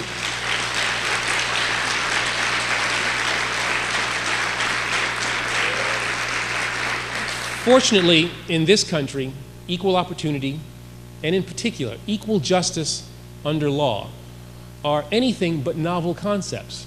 They are written into our founding documents, etched into our collective past, and woven throughout American history. Over the century, they have led patriots, pioneers, and visionaries, not just to dream a more perfect union, but to help make it a reality. As a result, and especially in recent decades, we've made historic strides in the long march toward justice and equal opportunity for all citizens. And I'm proud to say that our nation's Department of Justice, this Department of Justice, has never been more committed to advancing this work. Nowhere is this commitment stronger than in the ongoing efforts of our Civil Rights Division. For over half a century, the division has fought to expand opportunity and access, to safeguard the fundamental infrastructure of our democracy, and to protect the most vulnerable members of our society. Now, since the division was created back in 1957, preventing, investigating, and prosecuting hate-fueled crimes and violence has been at the very heart of its mission. And since the beginning of this administration, we have taken this work to a new level. In fact, over the last fiscal year, the Justice Department set new records in the number of hate crimes cases filed and the number of defendants charged and convicted of these crimes. And we worked tirelessly to enforce the landmark Matthew Shepard and James Byrd Hate Crimes Prevention Act. As Valerie said, a historic measure which President Obama signed into law in 2009. Now, many of us, Judy included, fought for years to get this bill to the President's desk. And few have worked harder or advocated more effectively than Judy and her husband, Dennis. More than a decade ago, when I served as Deputy Attorney General, I testified in support of this critical legislation, and I made sure that one of my first trips to Capitol Hill as Attorney General was to support its passage. This legislation has proved to be an extremely powerful tool. It provides federal prosecutors with new resources and authorities to seek justice on behalf of all those who are victimized on the basis of their race, ethnicity, religion, national origin, and for the first time ever, their sexual orientation, their gender identity, or disability.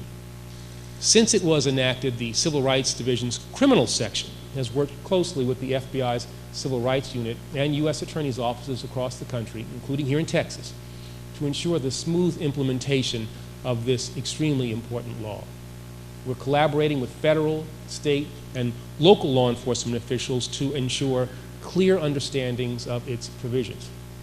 And we've trained thousands of law enforcement officers and community stakeholders, including many who attended a conference right here in Arlington last November. Already, these efforts have yielded significant results. 7 cases have been indicted under the Shepard-Byrd Act. 24 defendants have been charged, and 8 have been convicted. As we speak, Justice Department investigators are examining a number of open matters under every part of the new law, including the provisions protecting those victimized because of their actual or perceived sexual orientation or gender identity. Now, regrettably, these open matters include the incident last week in Northeast Dallas, where 2 gay men were attacked with baseball bats. When incidents like this occur, we want to hear about them, and we will do everything in our power to ensure that justice is served. But the full measure of our success cannot be taken from the number of federal prosecutions alone. We must also consider the robust cooperation that's taking place between federal, state, and local authorities, including in cases where defendants have been prosecuted under state and local hate crimes statutes. For example, Justice Department officials closely monitored the recent prosecution of a defendant from Shreveport, Louisiana, who used a pool cue to attack a gay man in a local club, shouting anti-gay threats just before the attack took place. Now, it turned out that the state penalties provided for such offenses were more than double what federal statutes would have allowed. And as a result, after the defendant pled guilty to aggravated assault and a hate crime under Louisiana state law, he was sentenced to 23 years in prison. Now, regardless of whether we use state or federal laws to obtain tough sentences like this one, there is no doubt that rigorous enforcement will help to safeguard the rights of the LGBT community, to protect individuals from violence and intimidation, and to achieve justice for the victims of these despicable acts. But although hate crimes prosecutions are essential, they are only really one part of the administration's really broad strategy of community engagement and empowerment. And that's why the department is working in close cooperation again with our state and local partners to help prevent these crimes before they occur and to encourage greater reporting when they do. It's why we've joined forces with other federal agencies like the Department of Education to intervene in communities and school systems where discrimination, bullying, and harassment have been reported. And it's why we're reaching out to our nation's young people through educational programs that teach tolerance and that teach understanding. At the center of this comprehensive approach is the work of the Community Relations Service, or CRS, a component of the Justice Department that helps government leaders, community groups, and public and private organizations to develop mediation and conciliation services in response to hate crimes. Now, CRS never imposes solutions to local problems, and it's not their job to investigate, to prosecute, or to assign blame. But when they receive requests from students, school officials, or law enforcement officers, they work closely and confidentially with local stakeholders to address conflict, to foster respect, and to build safe and productive environments for LGBT students and others who report concerns. In CRS and across the entire Justice Department, we are committed to using every tool in our arsenal and every strategy at our disposal to foster healthy learning environments for our nation's young people.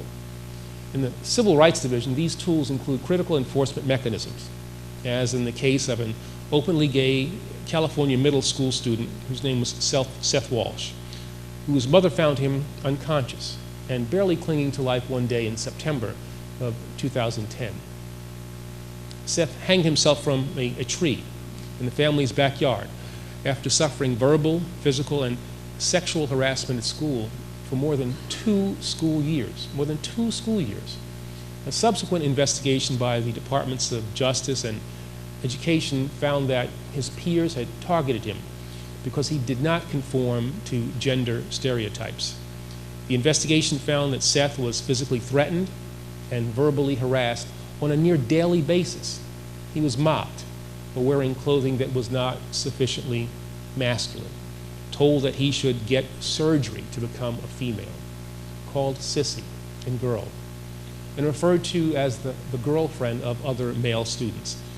Now, although the local school district had been notified of this harassment numerous times, the district failed to adequately investigate or to respond and chose simply to look the other way. Now, after more than a week on life support, Seth Walsh was declared dead, and he passed away, surrounded by his family. He was 13 years old. Our investigation determined that the school district's failure to address and prevent this kind of harassment violates Title IV of the Civil Rights Act of 1964, along with Title IX of the Education Amendments of 1972. And last summer, the Departments of Justice and Education reached a settlement with the school district, requiring it to take a variety of steps, including revising its policies, providing mandatory training for all students, administrators, teachers, counselors, and other staff, and implementing ways to track and to respond to harassment to ensure that such behavior never happens again. Now, of course, there are no steps we can take to undo the suffering that drove Seth Walsh to take his own life, and there are no words that can erase the shattering grief that followed his suicide. But I believe we owe it to Seth and other students like him to respond to such tragedies not just with shock and outrage, but also with resolve. We have an obligation to protect young people who are targeted just because they are perceived as different, and to make sure that they know that we're working with schools and communities to address bigotry before it becomes fuel for violence. That those who have been targeted by their classmates are not alone, that we will not stand for bullying or harassment in any form, and that as so many celebrities like Lady Gaga, to elected officials including my boss, the President of the United States, President Obama, they've already said, it gets better. There is this is no more than just a slogan for a popular public awareness campaign. It's a commitment, one that we're backing up with robust action. For example, exactly 2 weeks ago, in Anoka, Hennepin, Minnesota, it's Minnesota's largest school district, the Departments of Justice and Education, 6 courageous student plaintiffs, and district officials came together to resolve harassment allegations and really lay out a blueprint for sustainable reform. The consent decree they agreed upon is designed to provide immediate help to students who feel unsafe or afraid in all of the district's schools. And it's my hope that this successful outcome, arising from the willing engagement of every party that was involved, can serve as a model for other school systems that struggle to address harassment and build nurturing environments for their students. I'd like to thank all of the investigators and attorneys who were involved, especially those who have joined us here today for their excellent work on this case. But I also want to note that despite the progress that these efforts represent, as far as the Justice Department and the entire administration is concerned, they're really only the beginning. To ensure continued progress, as Valerie just stated, the administration strongly supports the goals of the Student Non-Discrimination Act. And for individuals and communities in need of help, there are a range of Justice Department components currently working to provide assistance and direct resources so that our students are protected and able to learn without fear of discrimination, without fear of harassment, and without fear of bullying. Studies being conducted by the Bureau of Justice Statistics and the National Institute of Justice will help shed light on victimization in the LGBT community and the effectiveness of the criminal justice system's response. LGBT-focused training programs and grants administered by the Office for Victims of Crime and the Office of Juvenile Justice and Delinquency Prevention have already supported outreach campaigns, victim service providers, and survivors of intimate partner violence and sexual assault. The Office of Community-Oriented Policing Services, commonly known as COPS, is currently offering resources to help prevent cyberbullying, to foster trust between at-risk young people and law enforcement officials, and bring a wide variety of partners together to improve disciplinary practices in school systems. The Office on Violence Against Women is funding important work being done in our schools to prevent and to combat dating violence that includes same-sex relationships. And as many of you know, the Department of Justice fully supports the reauthorization of the Violence Against Women Act, and we are pleased that the bill proposed by Senator Leahy explicitly includes LGBT individuals. Although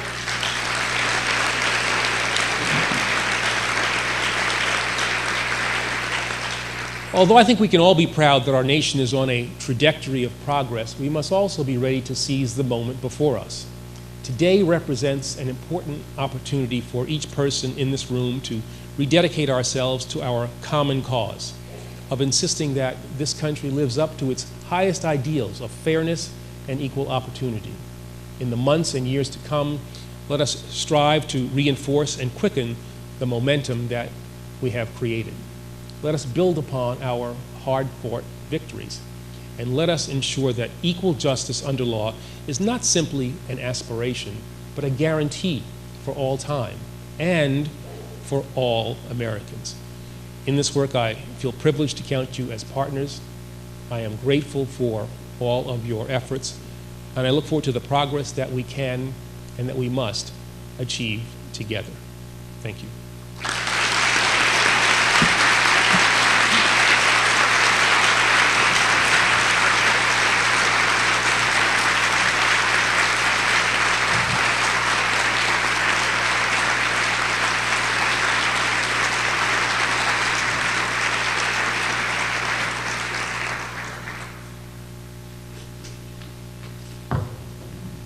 Thank you very much. We are now going to break for about an hour and a half until the afternoon workshop sessions. If you signed up for an open space session, take some time to grab some lunch, and then the locations are listed on the whiteboard outside. Thank you so much.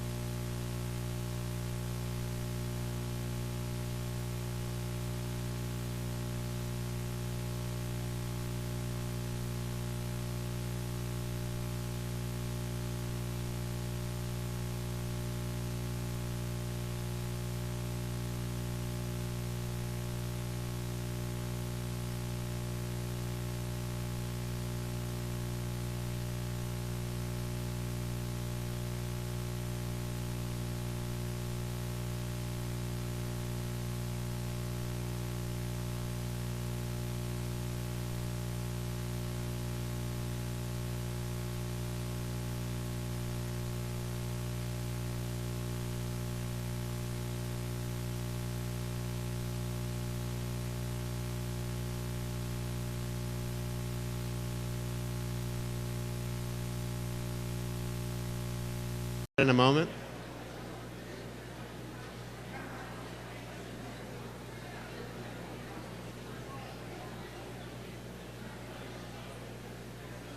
Oh, there is a Fox.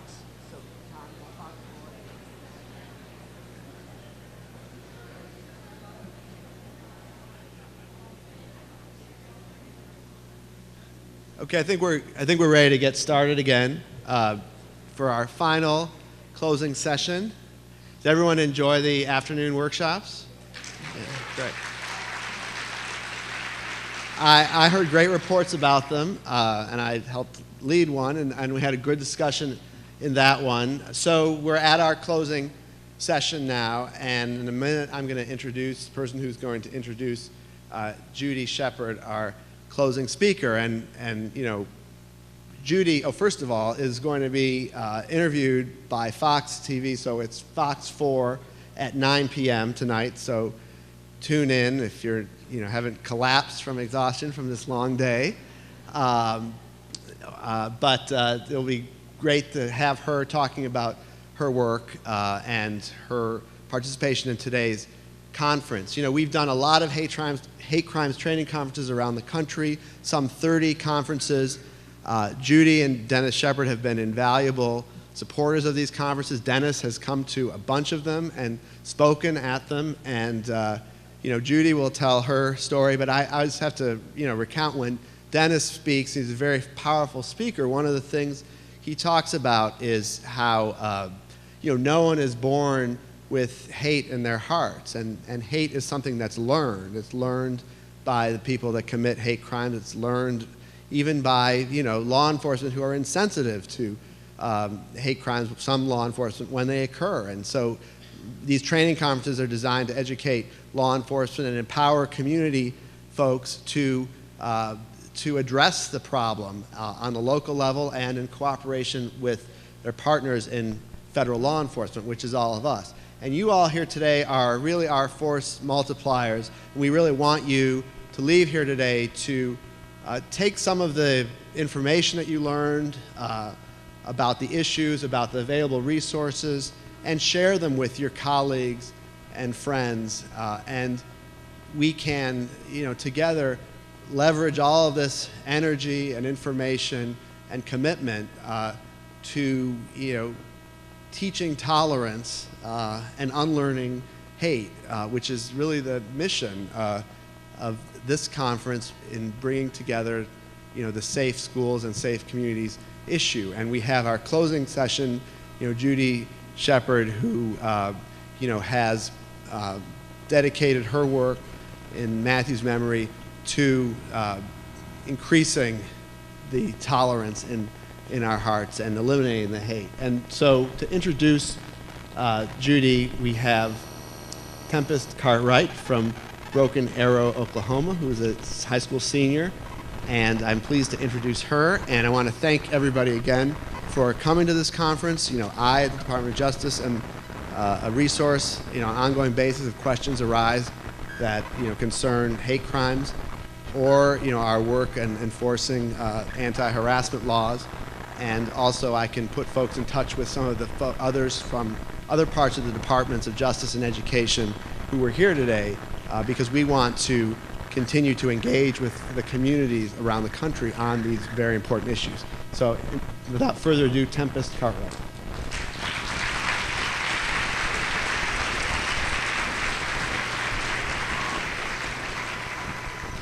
Hello. My name again is Tempest Cartwright, and I'm a GLSEN student ambassador from Broken Arrow, Oklahoma.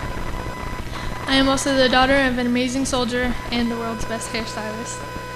I am here today not only as a safe schools advocate, but as a lesbian student who has felt firsthand the torment of feeling ostracized by her peers, peers that I once thought were my friends. I remember I couldn't even go to school a day without hearing the word faggot or dyke thrown at me or around me in the hallways at school. It was difficult to take, and I've since learned that my experience is far too common. GLSEN's research found that nearly 9 out of 10 LGBT students experience harassment in school each year. That might come as a surprise to some of you, but when I heard the statistic, it just sounded like another day. That's everyday life. As a high school student just trying to fit in, the rejection and bullying nearly broke my world in two, and I experienced depression as a result of it. Thankfully, I had strong family support and parents who did everything in their power to keep the lines of communication open, even at times when I would rather not have.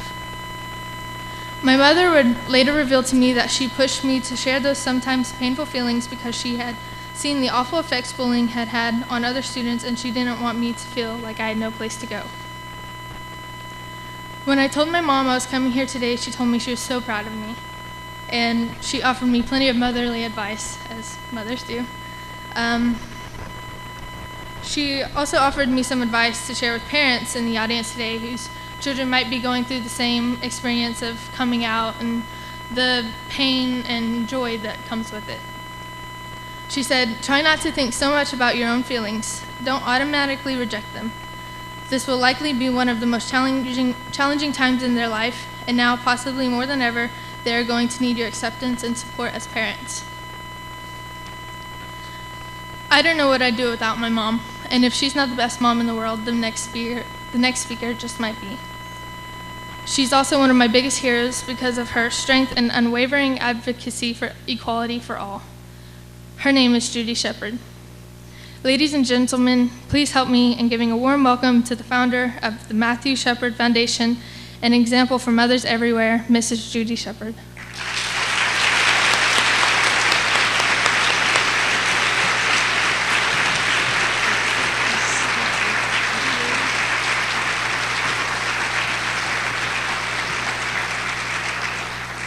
Okay, this is really, I'm like too short for this, so I'm just going to move this down a little bit because I don't want it up my nose. I want to thank you all for hanging around this afternoon. I know it's been a long day and very challenging, so I personally appreciate that you stayed. I want to thank the organizers of this tremendous conference. What an undertaking, and how important and what a huge step it is in correcting things that have long been ignored in our schools and even in our communities. So a big hand to all of them.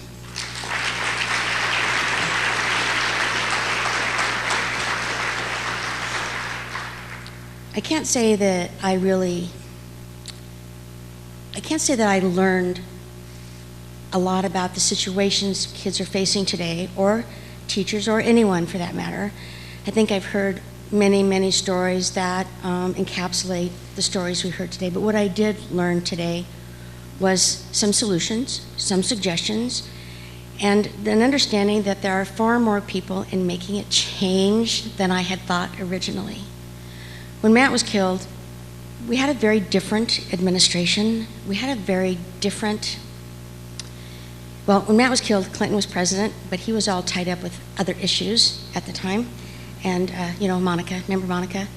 So he was very kind and generous to us, but it wasn't really hate crime legislation 13 years ago, or even the gay and lesbian issues 13 years ago, other than denying rights, was not on anyone's agenda. When President Bush was in office, we might as well have just not said anything. And when President Obama came into office, to me it felt like such a breath of fresh air, a window opening up, someone who was empathetic, sympathetic, and understood what we had been trying to accomplish. Not just the hate crime law that finally went through in 2009, but everything that has happened since, with Don't Ask, Don't Tell, with the steps that have been taken by the Office of Personnel and Management with John Barry, who is my hero. So many other people now involved directly in the administration, Attorney General Holder, who is an amazing gentleman who fought for the hate crime bill just as long as us, if not longer. Ms. Valerie Jarrett, the White House itself, so committed to making a change. This is getting better, and it may feel like it's not, that we turn around and there are people who are still yelling at us, calling us names, telling us we have no right to be married, no right to adopt children, no right to a job, no right to this, no right to that. Well, they're wrong. To me, this is purely a civil rights issue. Once we get those regulations, those laws in place, we can move on to acceptance of society. And if we learned nothing from our history, it's that in the civil rights era, they could not have accomplished, they, by meaning the African American community alone, could not have accomplished everything they did without their allies. So I am begging you, as members of the community, with family and friends, and as allies out there right now, we need to address that demographic, us, me. And we do that by educating and telling our stories. Our voices are the most important tools we have against hate and discrimination. If we don't tell our stories, if we don't make it personal, whether we are an ally or a member or someone who has experienced this kind of language or discrimination based on who you are or perceived to be who you are, or the parent of someone who is or perceived to be is, from your church or your job or your place of residence, you need to speak up, because that's how things change. We need to make it personal. One of the things I think is most effective about the hate crime legislation itself is that it has two names, Matthew Shepard and James Byrd Jr. Now, as Texas residents, you know about James Byrd Jr. You should remember that awful story about Mr. Byrd. Well, hate crimes are not endemic only to the LGBT community, nor the African American community. It's universal. It's race, religion. It's anything anybody perceives to be different from them. Where we need to start is at home. We need to start in preschool. We need to start every place the community gathers to teach respect and acceptance. Really, all it is one word, respect. Children don't define difference on their own. We define it for them in our society. All you have to do now is turn on the national news, and the GOP rhetoric is going to take us back 20 years to whether it's the gay and lesbian issue or issues of women. We are not making progress. I don't know what we're doing in that arena, but it's not moving forward. It just is sending a message again of discrimination and a lack of respect. Now, in my folder, you will see I have 3 stickers on my book, 3 things that are the most important to me in my public life. Matthew Shepard Foundation, the Human Rights Campaign, and yes, I'm going to be a little political, the Obama administration.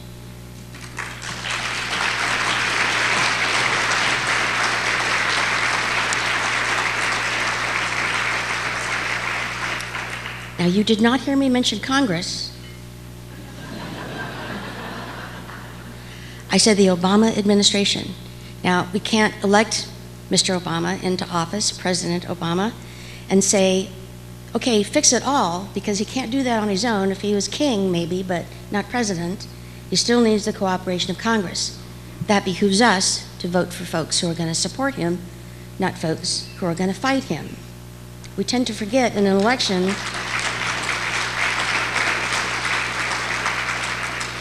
we tend to forget in a presidential election that we're not just voting for the president, we're voting for those who are going to help him as well. And that includes your state legislators, your municipal, your county, and your federal. All I'm asking is please be an educated voter and please vote. 2000 election, we know every vote counts. Now, just as a little waiver, you probably need to know that I am like the token Democrat from the state of Wyoming. So, and I am not the only one. There's like 12 of us, but I'm the only one on the road right now, so I feel an obligation to speak for President Obama when I have the opportunity. Our earlier speakers probably couldn't do that directly, but I can. So I'm giving him my thumbs up. And what we learned today is how much every member of our community is needed to make this change. We can go into our schools and have the best policies that exist, just as we did in corporations. But we don't always know that those best policies are actually being observed and enforced. That takes the teachers, the staff, yes, the students, and the parents. This is a community effort, and it needs to be made a priority by your community leaders. And if your community leaders or your political leaders are part of the problem, you need to call them to task. Am I saying that every single person in this room or in this country or on this planet has to accept the gay community for who they are? I'm hoping they do, but I'm not saying that that's a necessity. All I'm asking them to do is respect them as human beings. Respect them as human beings. That's really all it takes. There's nothing about the gay community that in any way makes it okay for anyone to discriminate them for any reason.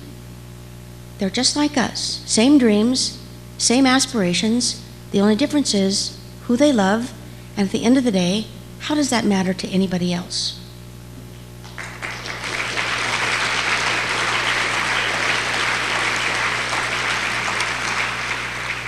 If we continue to allow the public, the press, our community leaders, our political leaders to send the message that gay Americans, gay, lesbian, bisexual, transgender Americans are in any way less deserving than everyone else, then we are reinforcing the idea that it is okay to discriminate, abuse, and even harm members of the gay community. This is where the danger lies. We need to call them to task, and sometimes we just don't do that.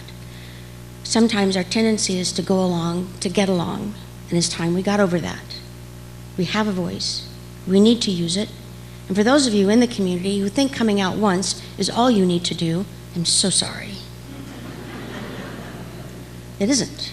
You need to do it over and over and over because you become the role model that everyone else sees. Otherwise, all they think about is the stereotype. I mean, that's really not what we're after here. We're after the whole truth. Equality, nothing more, nothing less. Equality. And it starts when kids are growing up. It's what they learn from their parents. It's what they learn from their peers. It's what they read in their textbooks. It's what they learn from history. Were there contributors to our historical story that were gay? Yes, there were. Internationally and nationally. Artists, scientists, mathematicians, writers, doctors, you name it, they were there. Always were there, always will be there. They're not a mistake. They're just who they are. You are who you are. You love who you love. And that's just the way it is. I want to thank all of you for the opportunity.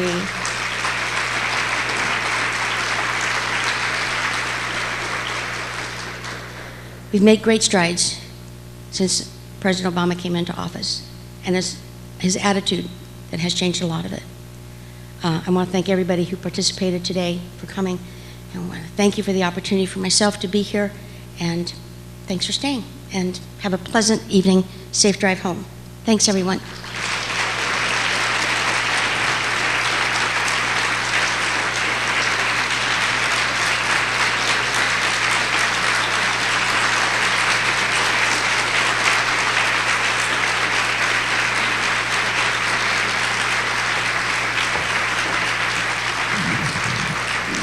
Well, I can't think of a better way to close out the day. Thank you so much for being here, Judy, and for all the work that you have done and will continue to do. So with that, we are done for the day. Thank you for staying and for participating. Just a couple of quick housekeeping things. We're going to send around a follow-up email to all the participants with a long list of resources, some of which we've talked about today, some of which you asked about during the question and answer session. We didn't get a chance to answer them, some of which have come up in your tweets. So we'll send that around and really appreciate it. If you happen to take notes at any of these sessions, please turn in your notes because we want to be able to capture that information and have that information inform our progress moving forward. So again, thank you all very much for being here. We hope to see you at the next one of these, wherever it is, and we'll keep you posted. Thank you.